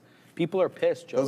Those movements never work. They never work, but like the point is, the sentiment exists. You don't want it to like, you know, kind of fester and then maybe gets a little bit bigger. It doesn't matter because there'll always be someone. It's like the Leafs, right? Like it's like any sports team. No matter how garbage there is, there's some next guy who's willing to pay the premium or the higher price with some of these things. I know StubHub and Ticketmaster were going through those things as well. They get right. It's like yeah, exactly. So this is a narrative of it. So if you're not willing to pay the price, somebody next to you will. Someone's going to pay it. But this stock has been performing not too bad, guys. You can see that we are conforming these consistent higher lows, and that's what you want to see, bouncing off of this zone. You can draw your trend line from point A to point B at this point and see what you got going on. So it's going to break this previous pivot high, $149. Watch out for that, and then who knows? You want to look for that next zone. That's going to put you around that 149. That's going to put you at 159, and then you make that move to 175. So one step at a time, and somebody's going to pay the higher premium, man, especially in the World Cup. My friend was telling me that his dad has some Portugal's tickets where I think the game's playing in America somewhere. So premiums, man. Premiums, there you go. Let's continue with the story. So regulators are alleging that Live Nation and its maintain dominance, inflating ticket prices. The case centers on Live Nation's integrated model. We're talking about the promotion, the venues, the ticketing, and the harms artists. This harms artists and consumers, according to the article. So pressure on regulators intensified after Ticketmaster was widely criticized for its handling of the Taylor Swift's Eras Tours ticket. I guess that's 2022. Fans face long online queues, high prices, poor customer service, reigniting that public political criticism over their market power. We're talking about Live Nation, of course. Lawmakers and consumer advocates have since pushed for renewed scrutiny of Live Nation's 2010 acquisition of Ticketmaster. So why does this matter? Well, any settlement could cap upside by imposing behavioral remedies like pricing constraints or structural changes to the business model. And a move to trial, though, would likely prolong the uncertainty for investors, keeping those valuation multiples compressed due to the headline and regulatory risk. So the outcomes are kind of binary here. Relief rally if a favorable settlement emerges, or downside pressure if the breakup risk escalates. So that's something you're going to have to be keeping an eye out on there. I personally have been trying to get World Cup tickets as well for when Egypt comes in, and I'm trying to get tickets for Canada here. The Canada ones are a lot easier to get, funny enough, because they're in Toronto, and you know we definitely have more sources there. I got to go out to the West in order to watch Egypt play, so super pumped for the World Cup. And somebody was telling me in the chat there that that they weren't boycotting the World Cup for the ticket prices. I tagged him. I want to see what he says. But Delian, let me know exactly what's going on there, brother, because I have no idea what you're talking about. Let's go on to the next story. FedEx. What a move FedEx has had. Joey, have you looked at the chart on FedEx? About to right now. Oh, you're put the weekly on for me if you can there. Oh, nice. Take a look at that weekly. Nice move. Is that the daily or is that the weekly? That's the weekly right there, my boy. Nice steady. All-time highs, my guy. Are we all-time highs? Monthly? Let's just go monthly. Yeah, these are all-time highs, Joey, man. These are aggressive prices here. So let's talk about the story. Well, they're looking to split as well, too, aren't they? Is that right? I didn't know that. I thought that. Well, I'm not like not stock split, but like break up the segments within. two different companies. Is that what they said in the earnings report? Yeah, it's either that or UPS, I think they're doing. Let's talk about this story. Basically, a consortium led by private equity firm Advent International, as well as FedEx, they've agreed to acquire parcel locker operator called InPost for more than $9 billion. And it really here, it's to strengthen FedEx's position in the European delivery market. The deal values InPost at about 7.8 billion euros. It's about $9.25 billion, representing, though, a 50% premium to where the stock was trading on the first trading day of this year, January 2nd. InPost is based in Poland, but it's listed in Amsterdam, with a transaction expected to close in the second half of this year, of course, pending approvals. InPost, they operate 61,000 automated parcel lockers across Europe. So that enables, convenient pickup, convenient drop-off for consumers and businesses. And the locker model here that InPost is operating on is marketed as cheaper, more convenient, more environmentally friendly than door-to-door delivery. Obviously, the company's expanded rapidly, both organically and through acquisitions. We're still talking about InPost. So this is how the deal structure is slated to set up. Advent International, as well as FedEx, each of those bad boys going to own about 37% of InPost following the acquisition. And then InPost CEO, current CEO, he's going to hold on to about 16%. And then there's another Czech investor called PPF, not the stuff you put on your car, by the way. He's going to have another, or they're going to have another 10% stake. FedEx and InPost are not going to integrate operations. They're going to remain independent competitors in their respective markets. But what FedEx does gain is direct access to InPost, what they're calling last mile business-to-consumer infrastructure across Europe without a full operational merger. And the CEO of FedEx, Raj Subramaniam, he said FedEx plans to enter agreements with InPost to offer customers access to its locker network, which is enhancing that delivery flexibility. Are you a fan of these boxes to pick up stuff at, or do you want that door-to-door love? I would prefer door-to-door, right? Like, I know Amazon has some of those where you have to fight in the code. Like, you go to the gas station, they have the box that you got to pick up. Well said. I'm not one, but to be honest with you, man, I'm not that much of it. Like, I don't consider myself that much of a consumer. If I'm getting something, it's from Amazon. It's going to deliver it to concierge, right? Yeah. Once in a blue moon, if a package goes missing, you got to go to the parcel department or the factory and stuff. So I was never really big on that stuff, man, to be honest. You know where it is big? China. And you want to know why? Probably. Because the drones deliver it to China. So these huge lockers in the middle of the street, they have a delivery kind of chute on the top. The drone lands, and then each person has their own individualized locker. You go in with the QR code, Joey. You tap, it opens it up for you. You get your food. Tells you your locker. It's next level stuff, right? Yeah. I've never done that. How about you? No. Have you ever gone to an Amazon box, typed in the code or whatever you had to do there? Worst was you end up going to the post office or to FedEx to pick it up locally. That's it. That's kind of all I've done. Exactly. So yeah, that's it, man. But this stock has been on an absolute monster run, up more than 60% off of the October lows and continuing to climb higher. Doesn't look like it wants to slow down. 64% from October 13th to February 9th here on FDX. All right, let's go on to the next story. Nat Gas. Is it still back, or what's going on here with Nat Gas? Still down 8%. So Nat Gas fell for the second straight session as forecasts call for a warmer than normal temperatures across large parts of the continental U.S., above average temperatures expected in the central and southern U.S.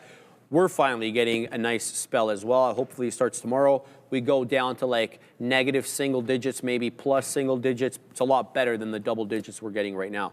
Weather-driven demand, though, it has been the dominant short-term catalyst for Nat Gas, and the shift to warmer weather is obviously pressuring that near-term price momentum. March Nat Gas futures slid as much as 6.5 in early trading.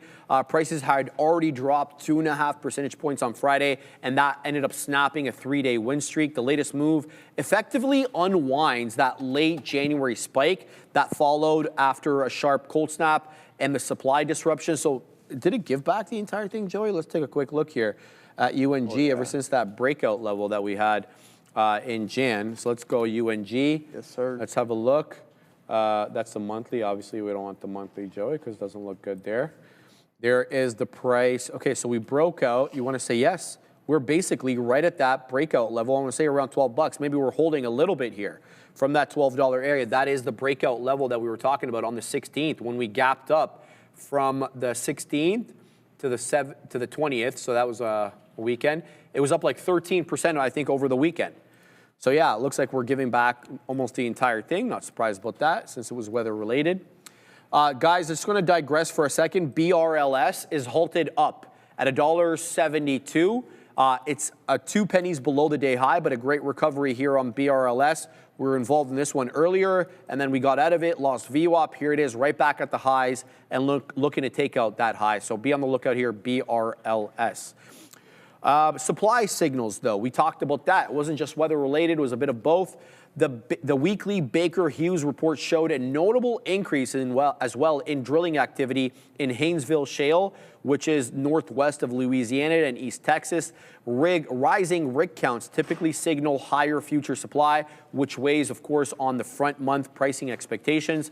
So it looks like it's weather-related, Joey, as well as supply-related. UNG down 8. Yeah, I mean, considering it's been a long one, we haven't experienced a winter like this in a couple of years. So I'm not saying that Toronto is going to be the changer of natural gas, but I would think that Canada as a whole would be a little bit colder, and you would see this perform a little bit better. But that hasn't been the case whatsoever. Sharif, we're still down 50% off of that $24.42 high. So you get the pivot, you get that breakout above that pivot, and then it just gives the majority of it back. So just heading right back into a supply zone here. Good call. Let's talk about SoFi. Where are we at today on SoFi? We were up in the pre. We're not at the highs, but we're still up 3 and change, 3.16. Today it was Citizens, and specifically their analyst, Devin Ryan. He upgraded SoFi to an outperform from neutral, but he assigned a $30 price target. The upgrade does come after SoFi sold off roughly to $21, which was down about 20% year to date.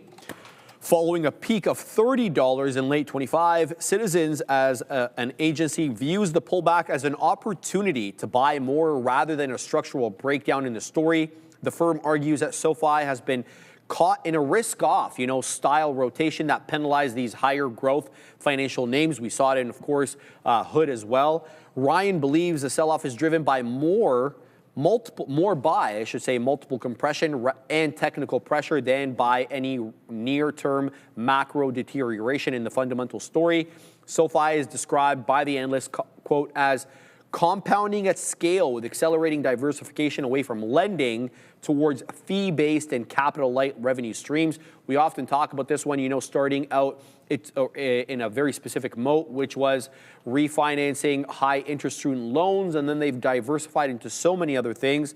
I think in the last earning report, they said that they gained about 1 million new members quarter over quarter. In that quarter, I should say, bringing the total to over 13 million. And that new membership addition is kind of the best metric, forward-looking metric that we have to see what the revenue could be in the future, because they're going to monetize those new members. So what do you think about this? They're saying their revenue mix here is a key differentiator, especially how many people they're adding. I think that's good. That's key, right? That's what you want to see, is just the expansion within the stock. And we typically compare it with the Robinhoods of the market. But what you're seeing with Robinhood, you have the gold membership. You're looking to get the actual IPO price. There's a lot going on. So they're diversifying their business essentially. And that's what you want to see from a growth standpoint, especially if they're trying to sway away from high interest student loans, which there may not be too much longevity to that even. Well said, Joe.